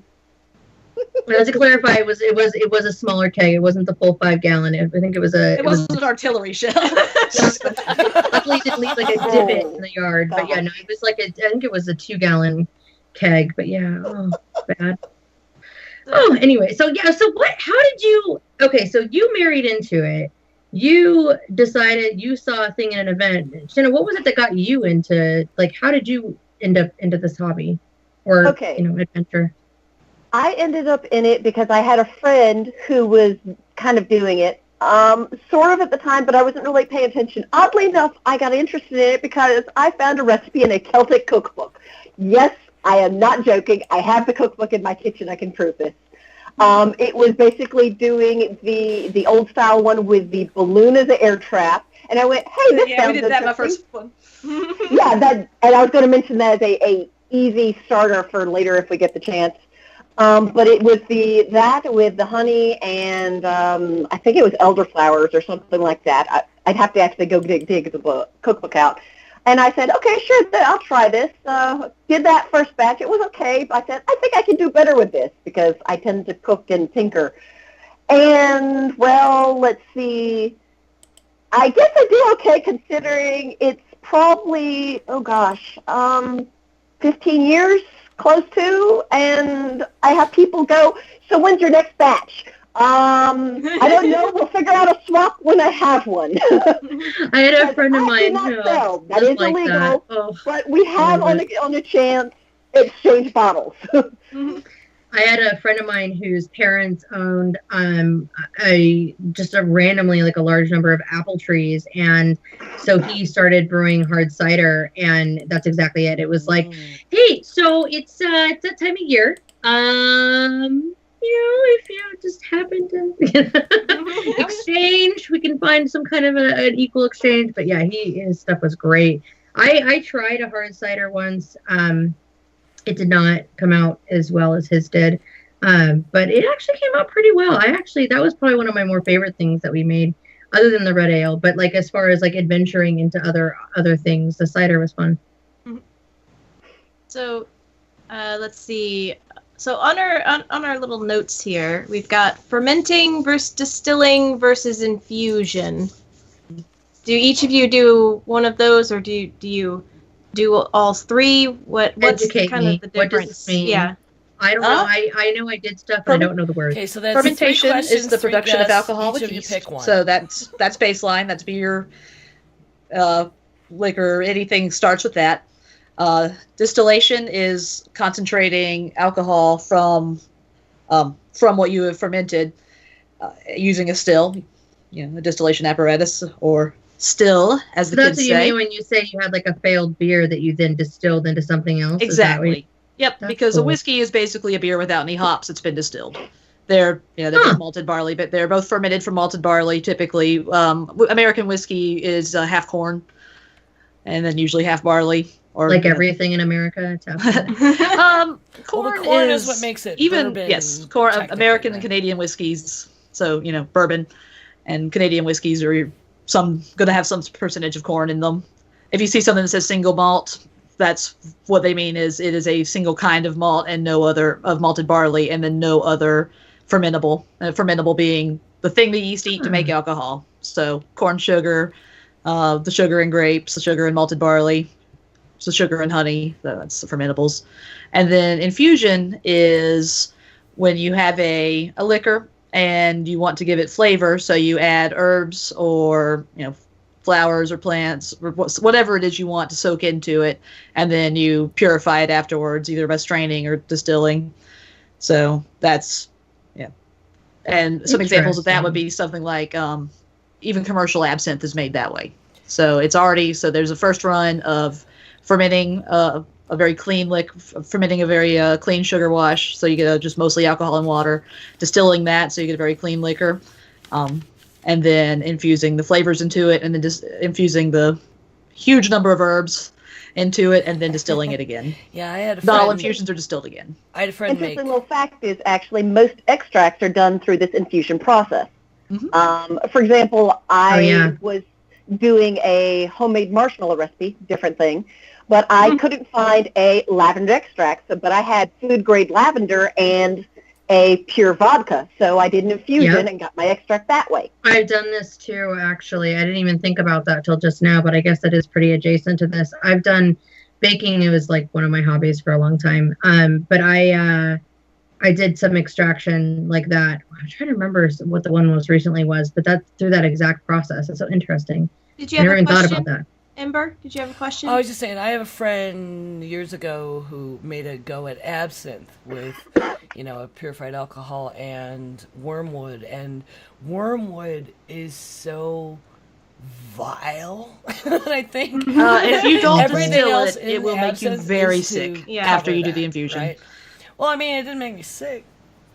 That's good. Made me friendly. It's disgusting. But holy cow, wormwood. that's the I'll whole get the pouring powder on in the my tongue sugar sometimes cube when I'm making it because your from body the doesn't dried want herbs. it. Yeah. It's gross. But yeah, bad. basically, thanks Murphy. That is the most solid of information. In our department, it ends up being a little of all three because, of course, in the end, you've got to get the really strong orange in, so that there's a infusion afterward. And I was about to say while I'm positive the recipe itself came originally from more of a potato crop, so I'm betting originally the distillations came out a lot like vodka. I was just going to say, yeah. Wow. When they moved to America, they moved to Iowa. So at this point, it became a grain alcohol. There's no corn in Iowa, by the way. It's a vodkas corn-free are- state. Most vodkas actually made with grain, as is in fact most commercial liquors. But anyway, Oh Yeah. yeah, Vodka's just water I'm and talking ethanol. the old stuff. Yeah. Yeah, the old school. Yeah. Wow. potatoes are a terrible fermentable. That's what they had. They Yeah. really are. So, okay, so if you are now, I'm curious about like the part that interested me and that I had a lot of fun with when we did have this brewing project is I rented a I don't even know what it's called, but the thing that you weld with and like the mask, and we rented it, and I literally put together like an outdoor stove where I had burners and I put them in, and I literally just made like it looked all like a shoe rack, but made out of metal. But anyway, I literally made my own stoves so that we could actually functionally brew essentially in the backyard to actually boil such a large amount of liquid. So I'm curious. You actually like made a 5-gallon batch with a real big pot with like a 7-gallon pot. Yep. I actually used a keg shell originally. The first time I used a keg shell as my pot. But what interested me is that like what kind of space how are you set up? How much of your space does this take over? Like, you can do is it like a shed? Is it a garage? I can actually do mine and do most of mine out of my kitchen. So mean, yeah. As long as it's not a time period of like really high temperature fluctuations, like this would be awful right now. But around summer and I get closer to convention season, then that is where our big brews happen. And I'm blessed with a nice basement that we can keep things out of the way. Yeah, because for me, like Shannon was saying, I do everything out of my kitchen for beer, and some of the equipment takes up some space for storage, but it's really just storing the bottles while they're actually fermenting, or while they're like storing the alcohol while it's fermenting, and then storing the beers while they're aging. That's the biggest issue. Other than that, I just do it on my stovetop. So how do you tell when it's like the proof that you like? How do you tell alcohol proof? Do you just kind of guess? Oh, there's a really cool little device. A hygrometer. Yes. There is a device that you can actually get in homebrew stores. It looks like a little glass valve, but there's a weight in it, and there is a measurement on it. You basically drop it into the middle of your batch once you're done cooking it, if you cook it, and you drop it in there, you get a reading, you process, then you put it in there again, and then you do some math, and that's how you find out what your alcohol proof or percentage is. That's true for non-distilled things. For distilled liquors, they use a different. It's the same kind of device. It's called a proof and trail hydrometer, but it works the same way. But you don't have to do the before and after, because it's just measuring water versus. It's measuring the density of the liquid. So you're basically comparing the density of before the yeast get to work and the density after they get to work. And then there's a lot of. I use a table or a online calculator. I don't know all the math for that, but. Hey, I don't need to reinvent the wheel. If somebody else figured out a tool that works, I will use that tool. Yeah, so that's been I don't need to prove anything to anybody. That's been in use since the 1800s and does a fabulous job. Yep, you can buy. That's interesting. Yep, you could buy ones that use light diffraction, but I don't know why you would. I guess if you just don't want to have to measure on the fly, or if you want to be able to measure on the fly and not have to be very careful when you take the beer out of the fermenter and measure it, because you have to be very sanitary with beer, and probably also with mead, and I'm sure even with moonshine. Oh yeah, every instrument is washed with distilled water. Yep, and anything that can get in there, I mean, it's going to be in there. I mean, that's why it's like, if you think about it, I mean, the thing that always comes to my mind is the fact that, like, when a brand of wine is fermenting for a very, very long time by comparison. But it's still interesting to me that, like, there's that wine from Spain. It tastes like garbage to me, but other people really love it. But it gets this, like, certain flavor because of the type of barrels that they put it in is different and has this, like, crust of whatever inside of it. And it makes it taste like shit dirt. But that's how I feel about barrel-aged beers. I like whiskey, but barrel-aged beers taste like shit dirt. I'm going to start using that. I don't know. No, actually, some people like them. Critical part for doing the homebrew process, and it's something that I can conceivably do in a weekend, but to be honest, most of the time is taken up for me personally is with making sure everything's clean. The pot that I'm doing my prep in, the pot, the food grade, and this is very important. If you're doing it in a jug or in a barrel or something like that, it has to be food grade safe. Don't use the barrel that you pick up from the grocery. She's right. The yeast will eat. Whatever. Yeah, if it is something that yeast can eat, they will eat it. So if you use just a plastic jug, you will end up with yeast plastic poop in your alcohol in your finished product, and gross. Yes, it's gross and it's potentially very bad for you. So that's a good point, Shanna. But everything has to be clean. I even go to the point of, before I bottle stuff, I run my bottles through my dishwasher because it has a sanitation or a hot cycle. I boiled mine. To sanitize things. Yeah, to basically, I wash them through on one cycle, and then I go through and basically sanitize them on a second cycle before anything I actually put in as a finished product goes in those. Yep. Yeah. No, the bottles in particular on my end have to be as clean as possible because as much as I love the sedimentary elements I'm working with, any additional objects can really throw that side. Is that a cigarette butt in my Kittasol? Come on now. Well, you know what, the rock candy. If the rock candy grows, like if it has extra elements, that it'll start forming and growing very strangely. That's one of the best things about Abby's Kittasol is that once it's been sitting for a while, it starts to form its own rock candy at the bottom of the glass. This is a collection from about a 3-year-old bottle that was finished off recently. It's what I consider the difference between a green batch, which is freshly bottled. This one actually came through about maybe August of last year, and it's got a nice layer that's building. But what happens is that as the sugar is removed into a candy form, the alcohol gets stronger. Yeah, so the longer you keep it, the more it's going to punch you in the face.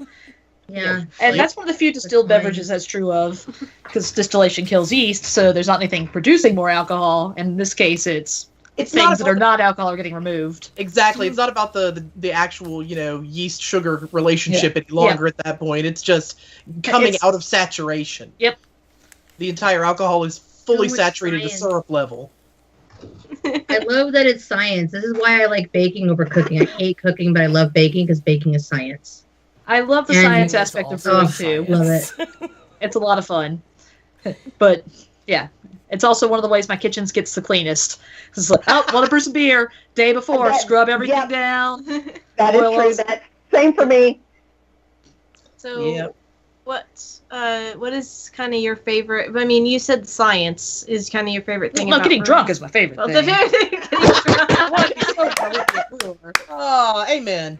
I think that's an episode title right there. So what about you guys, Abby and Shanna? What's your favorite parts about brewing, being home brewers? God. I'm letting Abby answer first. Well, I mean, I think it's almost ceremony. That's the fun part is that, it used to be that I could brew once and it would last like 2 years. Like the batch would last. Now, of course, I love my friends. I have a lot more fun. Dragon Con makes me super happy. And so at this point, I think what previously was a 2-year brew is down to 1, maybe less. So, but it always feels like a thing of ceremony. Like this is the time, this is the way, this is what we do. It's both celebration and ritual. Yes, and then there is a thing. There is like bottle after bottle filling my kitchen, and it's wonderful. And then I realized my house is wonderful right now. He's got some family recipe, and or no family recipe, or if it's like cousin or whatever. Somebody discovered it, but it's called apple pie, and I don't exactly know what it is, but it's alcoholic as hell, and it's so good. And he always brings some to share, and like that's one of my favorite things about my friends that brew or whatever is the sharing element of it. And anything like I love that. Like when I've gone on like camping trips, or there's a LARP event that happened that I used to go to, where all the other vampire LARPs are like pretty LARPs, where we're all like, oh, let's gamer prom. That one happens at a campsite or campgrounds, which is kind of weird for those of us playing prissy vampires. But that was one of the fun things. It's like, kind of that kind of a vibe where you're hanging out with your gamer friends and going camping, and somebody brings along something that they made, and that's awesome. It's I like true. the community side of it. And it's like, that is something that crosses subcultures a lot. Like hanging out at home brew shops, people will bring in stuff to sample and try. So you might so I've shared things with like the owner of one of the brew shops in Atlanta. There's a music store I used to hang out around, and the owners of it made a point of knowing who around was distillers. So they'd always have moonshine, and we'd always do this cloak and dagger thing where we'd share our moonshines and stuff that people had. And it was always a lot of fun. So you're right about that. The ceremony and the sharing is great. Yeah. a lot of it for me, I have to agree, it is the hey, I made this. And then people go, do you have more? That's always nice. Abby, Linda, you, and Murphy, too. I mean, everyone in the crowd as such has basically come to know me for having mead as such. You make the best mead I've ever had. Yes, very good. Well, thank you. This one is a Yule one, a spice mead with spices. I call it Yule because it's got the mulling spices. We'll have to talk about that. My boyfriend would love it. Cinnamon. That is one, basically, that was actually one of my first blends that I came up with, and I was very proud of it, and a lot of people have really loved it and enjoyed it. My other one that I tend to do fairly often now is my orange mead, which I have had people threaten to accost me for, which is involved, whole oranges as such. It's very much the pride of, I made this thing, and people want it. That's awesome.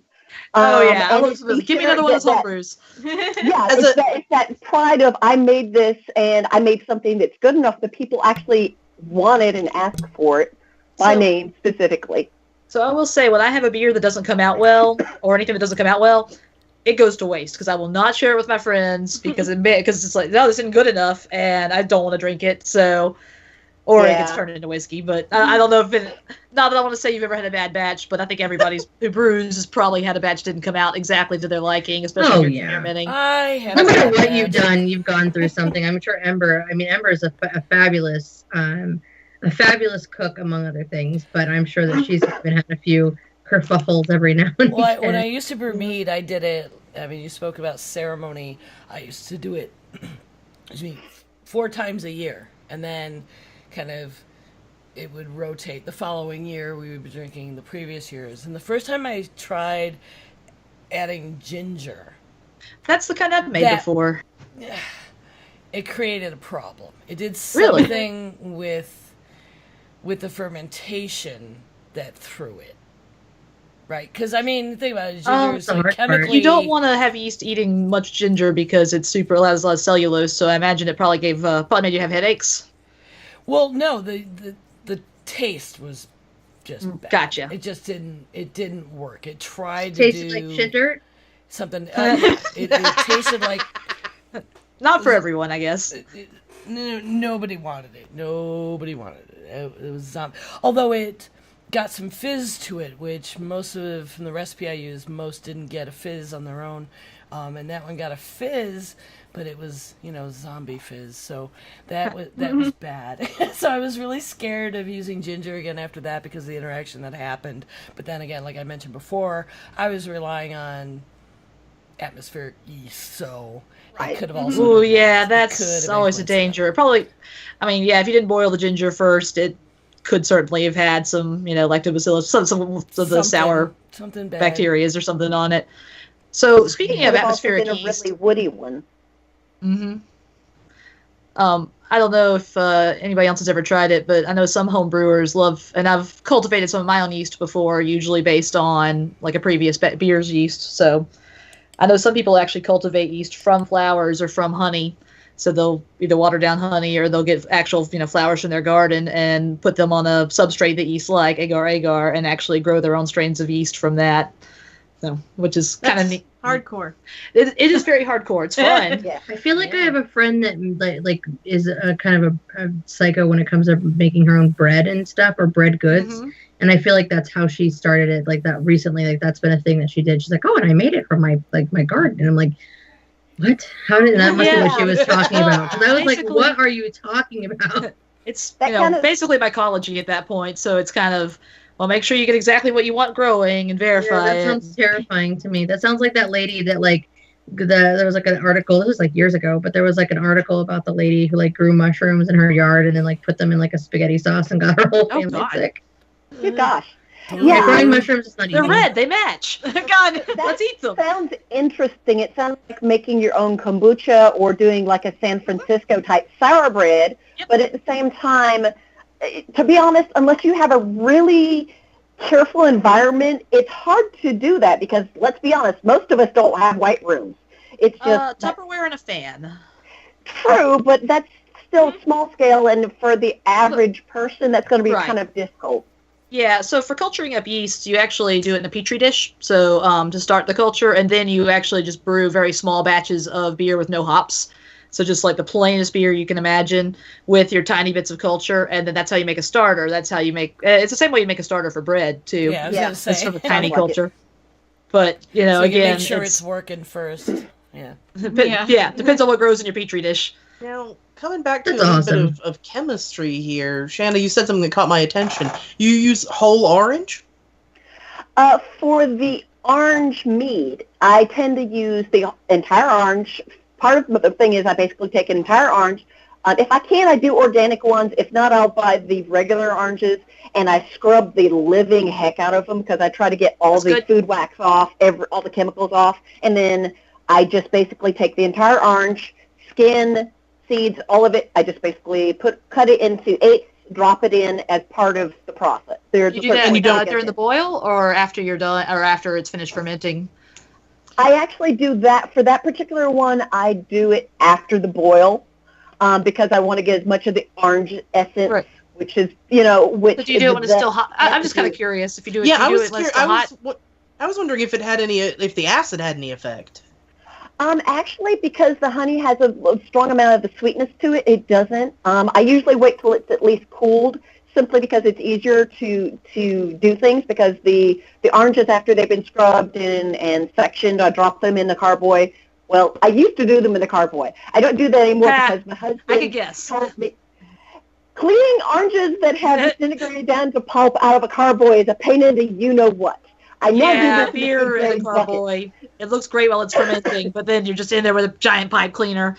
They make this thing specifically for cleaning carboys, and it looks like this huge pipe cleaner. I had to buy one of those for that first carboy because those carboys, while not expensive, they're expensive enough. I'm like, no, I'm not getting rid of this. Now I use a food grade bucket. But yes, the oranges I drop in, and then the honey mixture, once it's cooled, at least at a point where I'm not going to burn myself with moving the pot, gets poured in. So it's kind of body temperature-ish, not necessarily full cool. Yeah, I was just curious because I know I've made blueberry beers and stuff before, and the blueberries introduced a different yeast to the beer. Yeah, that's funny you mentioned that. That's one of the things that we tried that was stupid. Dumb college kids should never try things like that. No, I'm just kidding. We were a very, very troublesome group of people trying to do stuff. I went to UC Santa Cruz. I went to a pothead hippie school, so it's just if I can give an idea of the group of people that I may have been living with and the attempts to do things. But yeah, somebody tried that, and that did not. That was. Yeah, when you're adding, because that's the thing, is if you're adding something else, it's science, and if you're adding something else to it, it does stuff. Well, yeah, before the oranges get to your house, even when they're organic, they've been in a store, they've been in a truck, they're going to have, and they've been in a tree. They're going to have yeast. They naturally have yeast occurring on them. They'll have, other bacteria growing on them, and depending on they'll have bacteria growing on them, and whether you're lucky or not, and I don't know much about oranges. I don't know if they're specific, if they're more conducive to yeast or not. That's just why I was curious. Yeah, it's like, fun fact, yeast is a bacteria. Nope. No, it's not. No. A lot of beers are made with yeast as well as bacteria, but yeah, just my experience with adding fruit to things when it wasn't at sanitation temperature. So after it was boiled, but before the alcohol was created, or adding fruit to things, I'd end up with a weird yeast combination sometimes. I never had anything go sour or anything like that. Just flavors I wasn't expecting. Yeah, I think it's inaccessible. Items involving fruits, you kind of have to handle that differently. Mm. If you're doing a show mead, which is just honey and water, nothing else added, that you have a lot of control over. So you can do more with it insofar as during the process. Right, you can control the yeast Exactly. If you're doing a melomel, which is a mead with a fruit added, and this could be any type of fruit under the sun, is a melomel. Or you could do... Then there are even types of melomels that have specific names for the fruits. A sizer is a melomel which has had apples added. A piment is grapes or grape wine. I used to have and forgive me, Linda, I'm going to mention you only because you're in the podcast, but I've had folks say, like Linda said, I love your mead. It's so much better in Chaucer's, and I cringe because Chaucer's is not mead. It is a pie mint at best because it is grape juice with a little bit of honey added. My snobbery came out there. I apologize. It happens to me all the time, Jen. It happens to me all the time when people talk about beer. Okay, but yeah, that Chaucer's is not real mead. It isn't. It's white wine that they have added honey flavoring to. I know that now. You told me that. See, now you're educated. Now I'm educated. Yes, you are. You have been educated, so it's fine. I mean, you definitely learn a lot making stuff. Yeah. There's metheglins. I think I'm saying that right, which is the spice ones. My Yule mead is a metheglin because it basically has spices. Rhodomel. Oh, metheglin.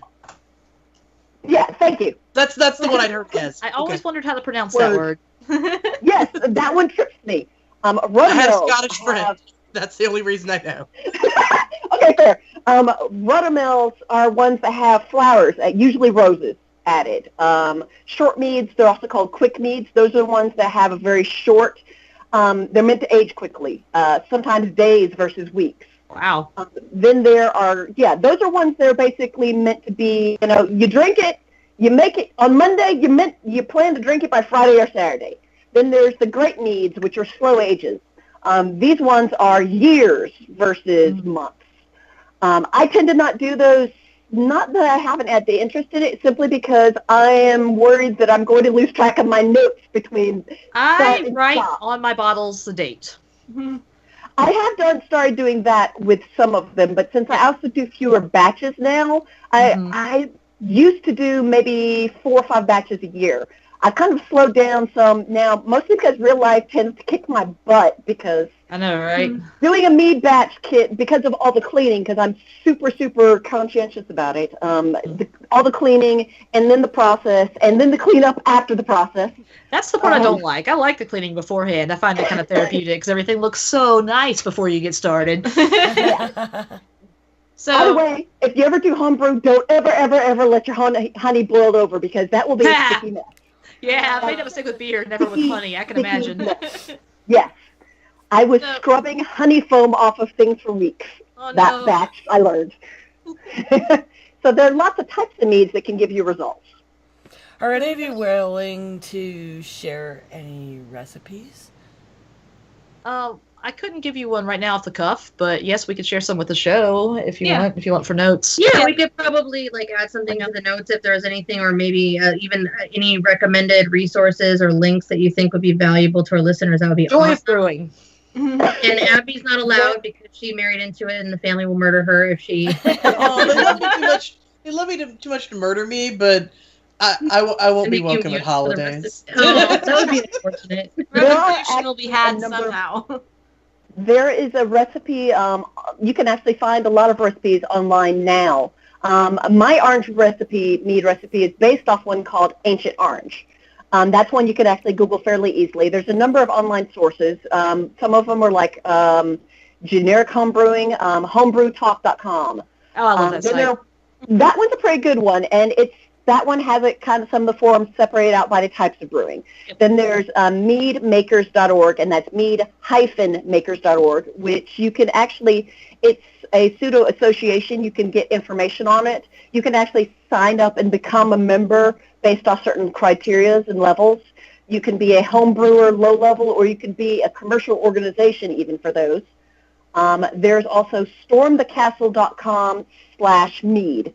I did put these in the show notes if you want to add these in for things, Ember. And I can even go, if you want, I can check and see if I can find that cookbook for the original recipe that everything started with for me.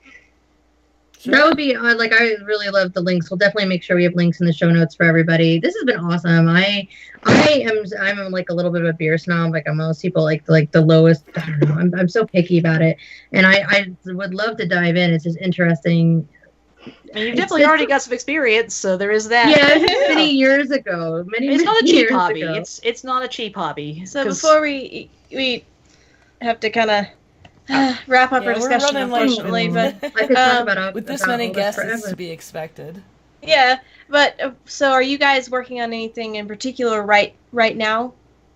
I actually don't have much in the pipeline right now. I've got a whiskey that's aging that I'll be bottling next month. It's a 5-year whiskey. And so we'll see how that comes out. Other than that, I don't really have anything planned at the moment. I'm probably going to do another black IPA next. It's kind of my go-to style. Mm-hmm. No, it'll be summer before we brew again. Yeah, you need your right heat. It's right now the way that it's blasting from freezing to 60s. Yeah.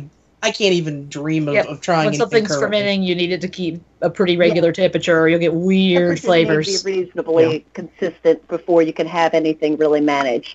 I mean, air traps and all are great and all, but when the liquid can't figure out if it's freezing or fizzing, it's a bad thing. And also, yeast actually produce different esters, different flavors at different temperatures. That's why, Anchor Steam tastes so much different than Newcastle. They're very similar recipes, but they're the same kind of yeast. They're fermented at different temperatures, or the same species of yeast. Right, because one of them. It's funny. Well, yeah, I was going to make a comment about the gray raininess of San Francisco compared to was it UK? I don't know. Was that the other one you said? I can't remember. Oh, yeah, locale. Okay. I was really just choosing two of the brown ales. Yeah, no, Anchor exactly. Steam is technically an ale. It's funny because I like both of those, and there is you think that they would be the same because they are really made out of the same stuff, but it's different environments. Different environments, different temperatures. One of them's fermented much colder. So. And do you have any mead brewing right now, Shanna? Not at the moment. I think I've actually gone through the last of my current batches, so I will probably be starting up maybe a small batch of the Yule sometime in the next few weeks. The problem is that I have to figure out scheduling because I have a split work schedule, which is to say I have one day off a week on, today, Tuesday is my day off, and then I get another day off on Saturday. So that tends to make it a little complicated for me because of the process. How precise do you have to be? Because I know with beer, you have a day or two of variance between, when you start it fermenting and then when you bottle it. There's 2 weeks is great for most beers, but you can push it a little or even bring it in a little. Is mead a more precise? That one, it tends to be different, honestly, based off what the mead is. My Yule mead, I have a little more leadway because of the spices. Gotcha. The orange one, I have to be a lot more precise with simply because the additional sugars for the oranges. Right.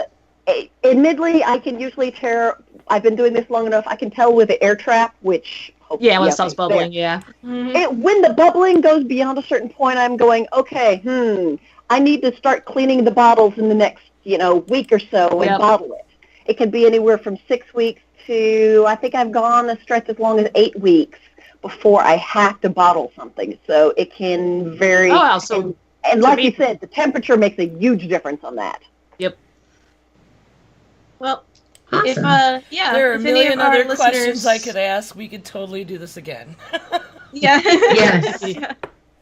Please, listeners, if you would like them to come back on and talk some more about brewing, you can chime in. We could do a demonstration. Or do a demonstration or something. Let us did that know. work once. It was fun. You can chime in by emailing us at geekgrills@gmail.com.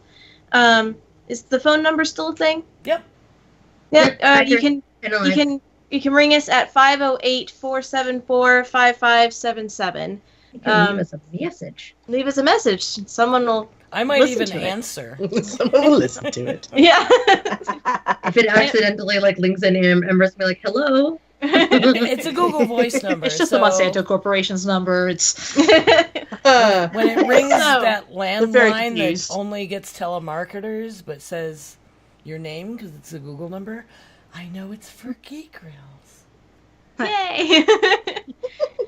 So, everybody, we're going to do What Are You Most Anticipating? Jen, you're up first. So Black Panther is now very, very soon. Very soon. By the way, I'm still going through my my plan, my roadmap. So we all know that my two favorite things in the world are Blizzard and Marvel. So in preparing for Infinity War, this has been, let's see, where am I at now? I just finished Thor 2. So I have my big long list of all the shit that I have to watch before Infinity War. So I think this week is going to be. No, I think I'm finishing off phase 2. So I'm rewatching Agents of S.H.I.E.L.D. right now. Which is kind of nuts. Okay. Which has been weird going through the rewatch. That's pretty hard. I absolutely. Oh yeah, no, and I have a schedule and a plan, so I can make sure that I do all my rewatches in time. So that's where we're at right now. I'm so glad that's on your list. Yeah, well, it has to be. You have to have all the things. Next issue of Rogue and Gambit comes out tomorrow. Can't wait. That's going to be issue number 2. And I think there's only going to be 5 issues, which is like that seems wrong. I think like 105 issues of Rogue and Gambit, but I'll live, I guess, maybe. So the Walking Dead teaser came out. I'm refusing to watch it because I'm angry right now about stuff and things. If you watch The Walking Dead, you know why. But February 25th, that's coming up very, very soon. I, for some reason, thought I had like months, and I'm like, oh no. Oh shit, that is soon. So preparing mentally for Walking Dead. Okay. Sorry, my voice got caught in my throat. Cool. Never. Amber, what are you doing? Or are you looking forward to my husband's gig on Friday here at the local place, Broad Street Burger, that has like many brews on tap, which makes me happy. Fun. And excuse me, our little small town Comic-Con is this weekend, so I am excited about that. Cool. Nice. Like little, we had a little one startup like at my college. It's grown really big now, but like I was there during the first years. And it was really cool when it was tiny and actually on campus. Abby, what are you looking forward to? Well, I'm a massive fan of Ready Player One, so the fact that movie is incoming makes me so excited. Yes. So excited. This is going to be another excellent nerd year for everybody. I mean, this year is going to be insane. It's nuts. Spring alone, Wrinkle in Time. Damn it. And about May, nearly a year ago, we had Sentinels of the Multiverse. They've been running, their segments. Well, at this point, they've reached Oblivion, and Oblivion is the finale. The big bad, the Galactus, the universe destroyer. And so that is finally going to drop as of February 23rd. So that's right on top of us. And that's going to be the card battle system for that release. And after that, I mean, in the lore of the games, that's going to be the end of that universe. And it's just going to split off into the Sentinels RPG and Sentinels Tactics board games. And as we can tell, I'm super into the lore behind all of these characters in the card games and the RPG. So it's pretty cool to me to watch. They've decided not just to stop making the card game, but to tell a story doing it. So I'm really excited by that. I'm looking forward to it. Awesome. What about you, Murphy? I am looking forward to Abby and Shanna's next batches of Kitasaw and Mead, respectively. So get on it, you two now. I am. Try your absinthe. I still need to try your absinthe. Let's have a party. I've got something should be about right as far as aging goes right now. It takes a long time. About a year is perfect, but a month to a year of aging. I think we're all looking forward to the Black Panther. I didn't put it on my list of things, but I am very excited about that. Mostly what I look forward to is upcoming LARP events.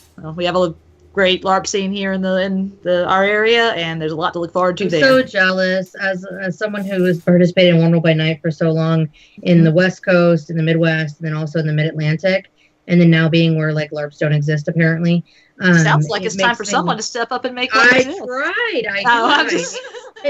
I tried. I legitimately tried, but it was funny because even when I was in Obi-Wan, it was like, I don't know what they're doing down there in Atlanta or like in Georgia or like northern Florida, but it's like, Jesus, like everybody down there like LARPs, and there's just the biggest populations of any games. When I was a coordinator, I'm like, how are there this many players that I have to care about in this like one game? And like, it's insane to me how much LARP you guys have down there.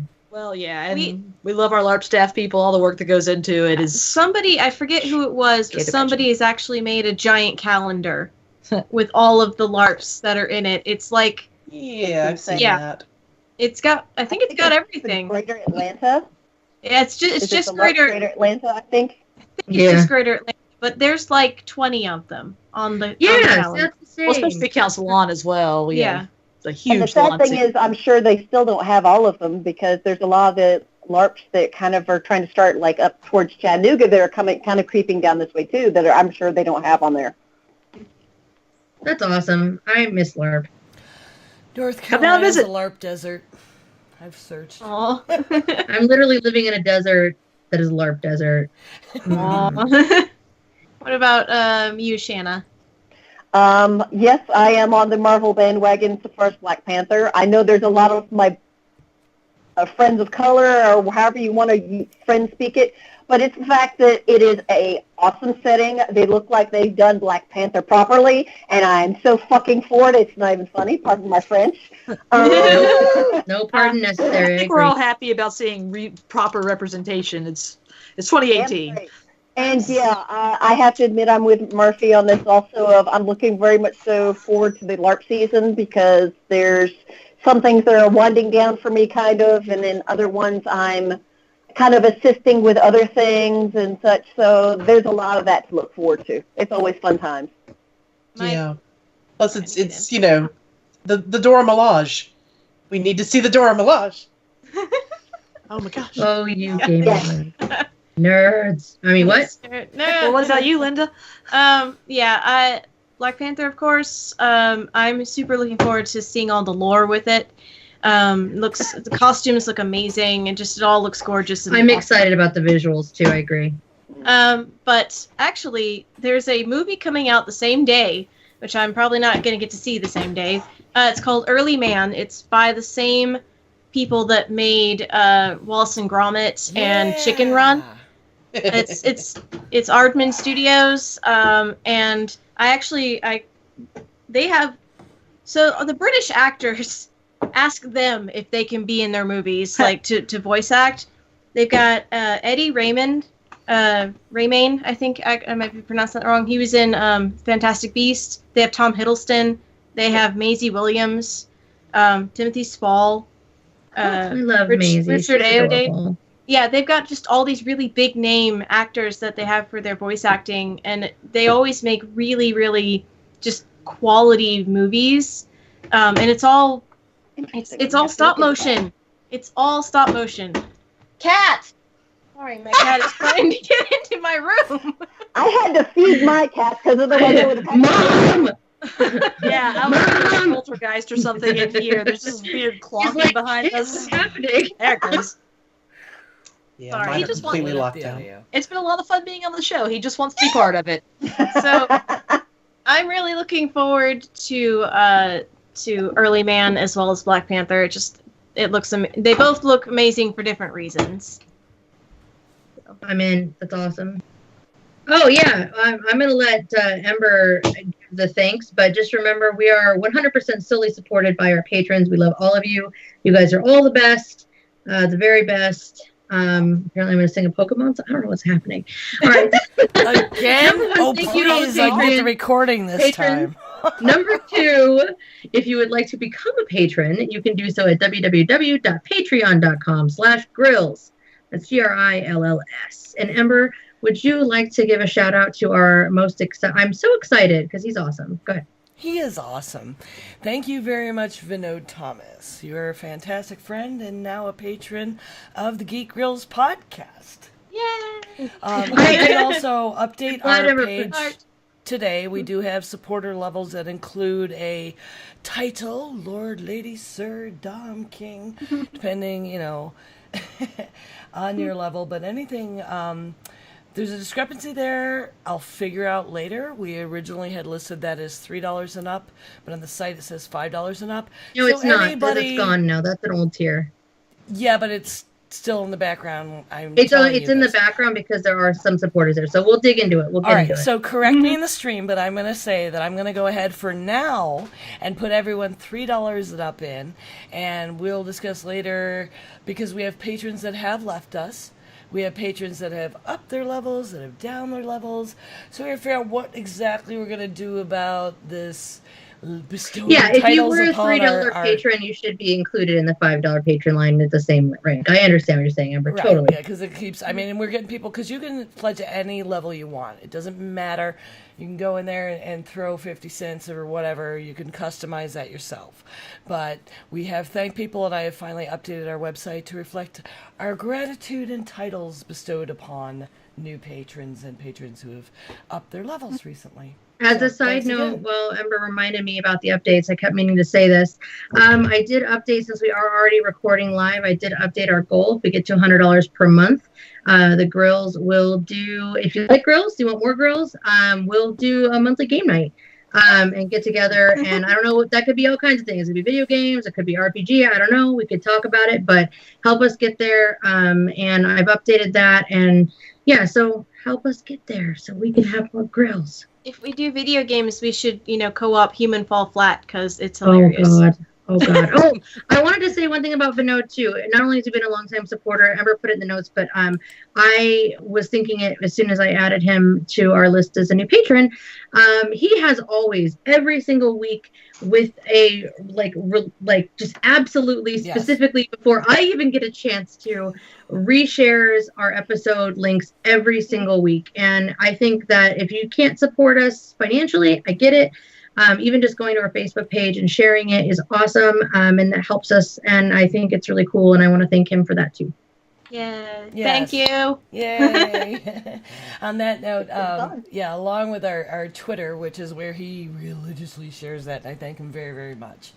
We love iTunes reviews, Stitcher reviews, wherever you listen to us. Let us know. Email us, let us know what podcatcher you use, but leave a review. It really helps other people find us. It helps our rankings. We get enough at a time. We might be on that front page, and our worlds will change, all thanks to you. We have gotten more stars thrown at us recently, anonymously. No new reviews, but thank you, all of you who've taken the effort to go that far. Alrighty. So, well, first of all, for our guests, is there any place particular, like, do you have places that you are on the internet where you can be found? Do you want to be found on the internet? You don't find me, I find you. It sounds like no. They don't want pimps. Is that what I'm hearing? I'll tell you what. I do have right here in this podcast. I do have a Gmail for my mead stuff. If folks are curious about it, I'll try to actually pay attention to that account. I think it's kind of inactive. It's meadfae, MEADFAE, @gmail.com. Awesome. I'm not selling online. Sorry, no. I don't want to get in trouble with the Georgia Alcohol Bureau. No, thank you. Of course. But if there are people curious, sure. Can't have that. Now, that said, though, thanks so much for having us on the show. It's been a lot of fun for all of us. No problem. problem. It's been fun. I don't get to talk about this a lot, so it was goobing fun. Exactly. But I am interested where you guys are on the internet. So this is my first time interacting with y'all. Where are you at on the interwebs, Jen? All right, you can find me at The Jen Says on Twitter, streaming at twitch.tv/TheJenPlays, and roadspillproductions.com is actually online now, and all the links to all the things are there. And yeah, I actually did a stream too this week. Look at that. That's like 2 weeks in a row, guys. Like, this is really happening. The computer functions, the streams are happening. So as long as you don't mess up the technology. As long as I don't I didn't knock on all the wood like I caused earlier. No. All right. Sorry, Ember. How about you, Ember? It's okay. Jen's got a new computer. She's good for a long time now. I can be reached at 9 of 12. That's NINEOF12 on Twitter and Twitch. And you can hear me on the Part-Time Gamers podcast. Every other week we do live stream at Caffeine Induced TV, playing games for that cast. And you can listen to me on the podcast, the Glitter Dice podcast, talk about women in gaming. You can also find me on Twitch under the name True Noob. It's TRUN00B. That's where I do my streaming for making my Pokemon plushies. So if you're interested in watching me crochet for a couple hours, come see me then. So thanks for listening, everyone. Good game. Good game. Thank you. Bye. Bye. Happy boozing. And cheers.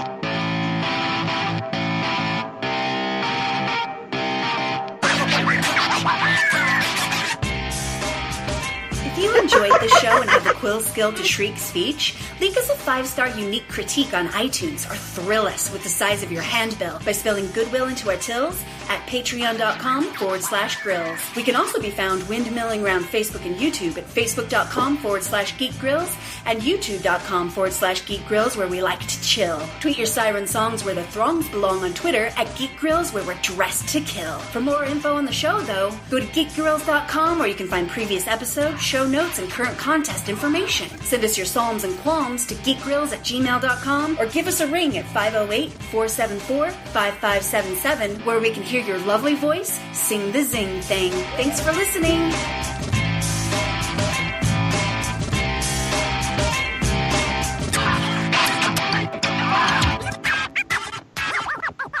Diamond Club hopes you have enjoyed this program.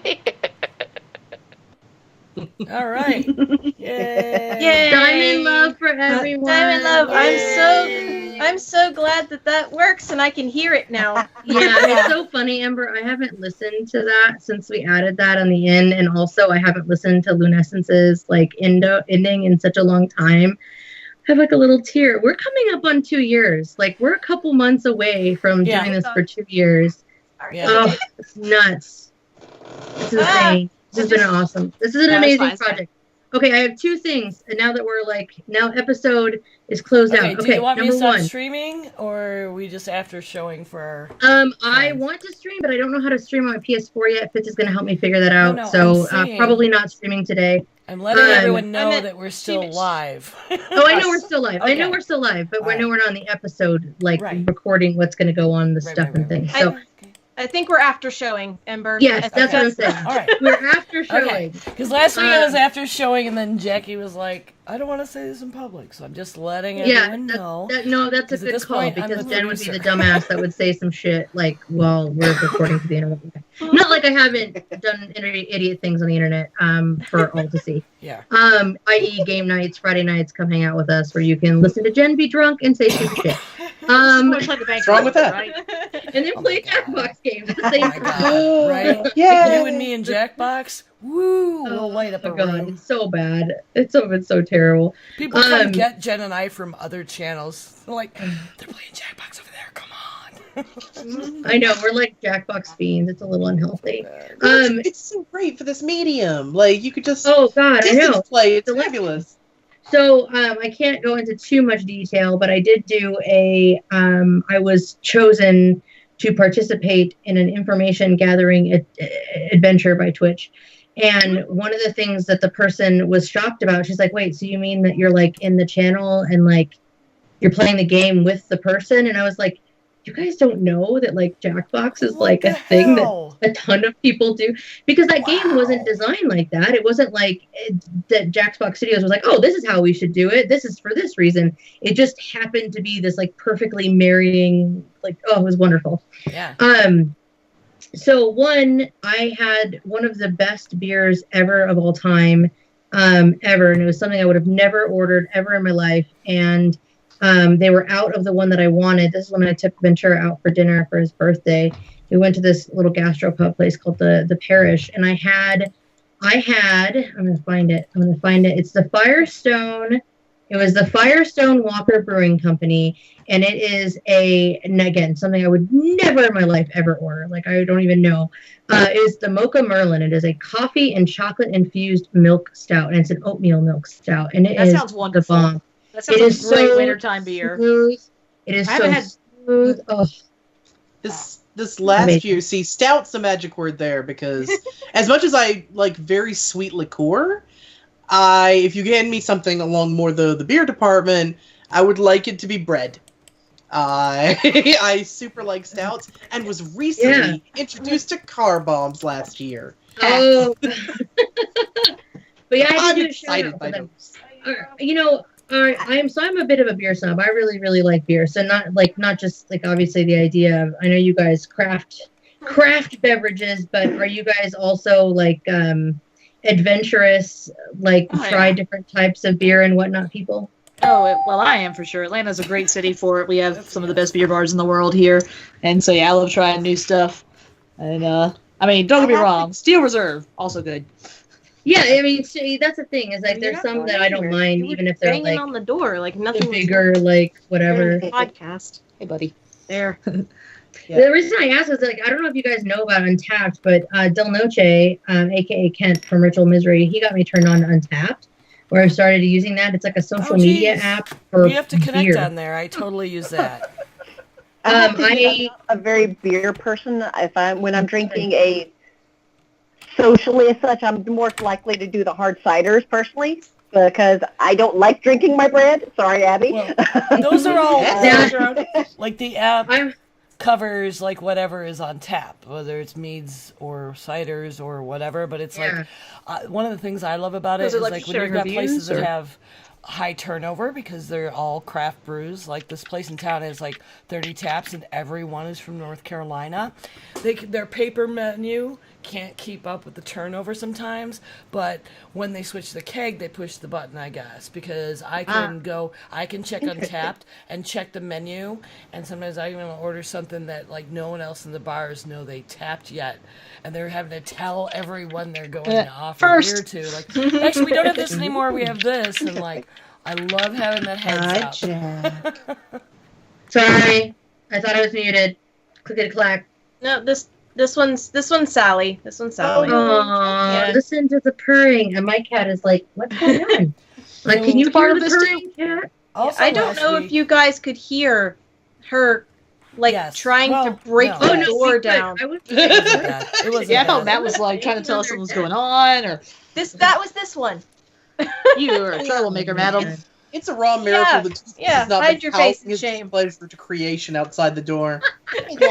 My husband and I ended up justifying to people mixing beers last week because they were like, "What?" You make a black and tan, right? So shut up, because he discovered he was out and someone ordered it. It was like, holy shit, that's a good idea, because there's this good local porter we like, an AMB porter. I love. And Cabarrus makes this coffee vanilla blonde. Oh, don't. Okay, you lost me in the vanilla, but I'd try it. But I don't. I mean, I don't like blondes. Is where you would normally lose me.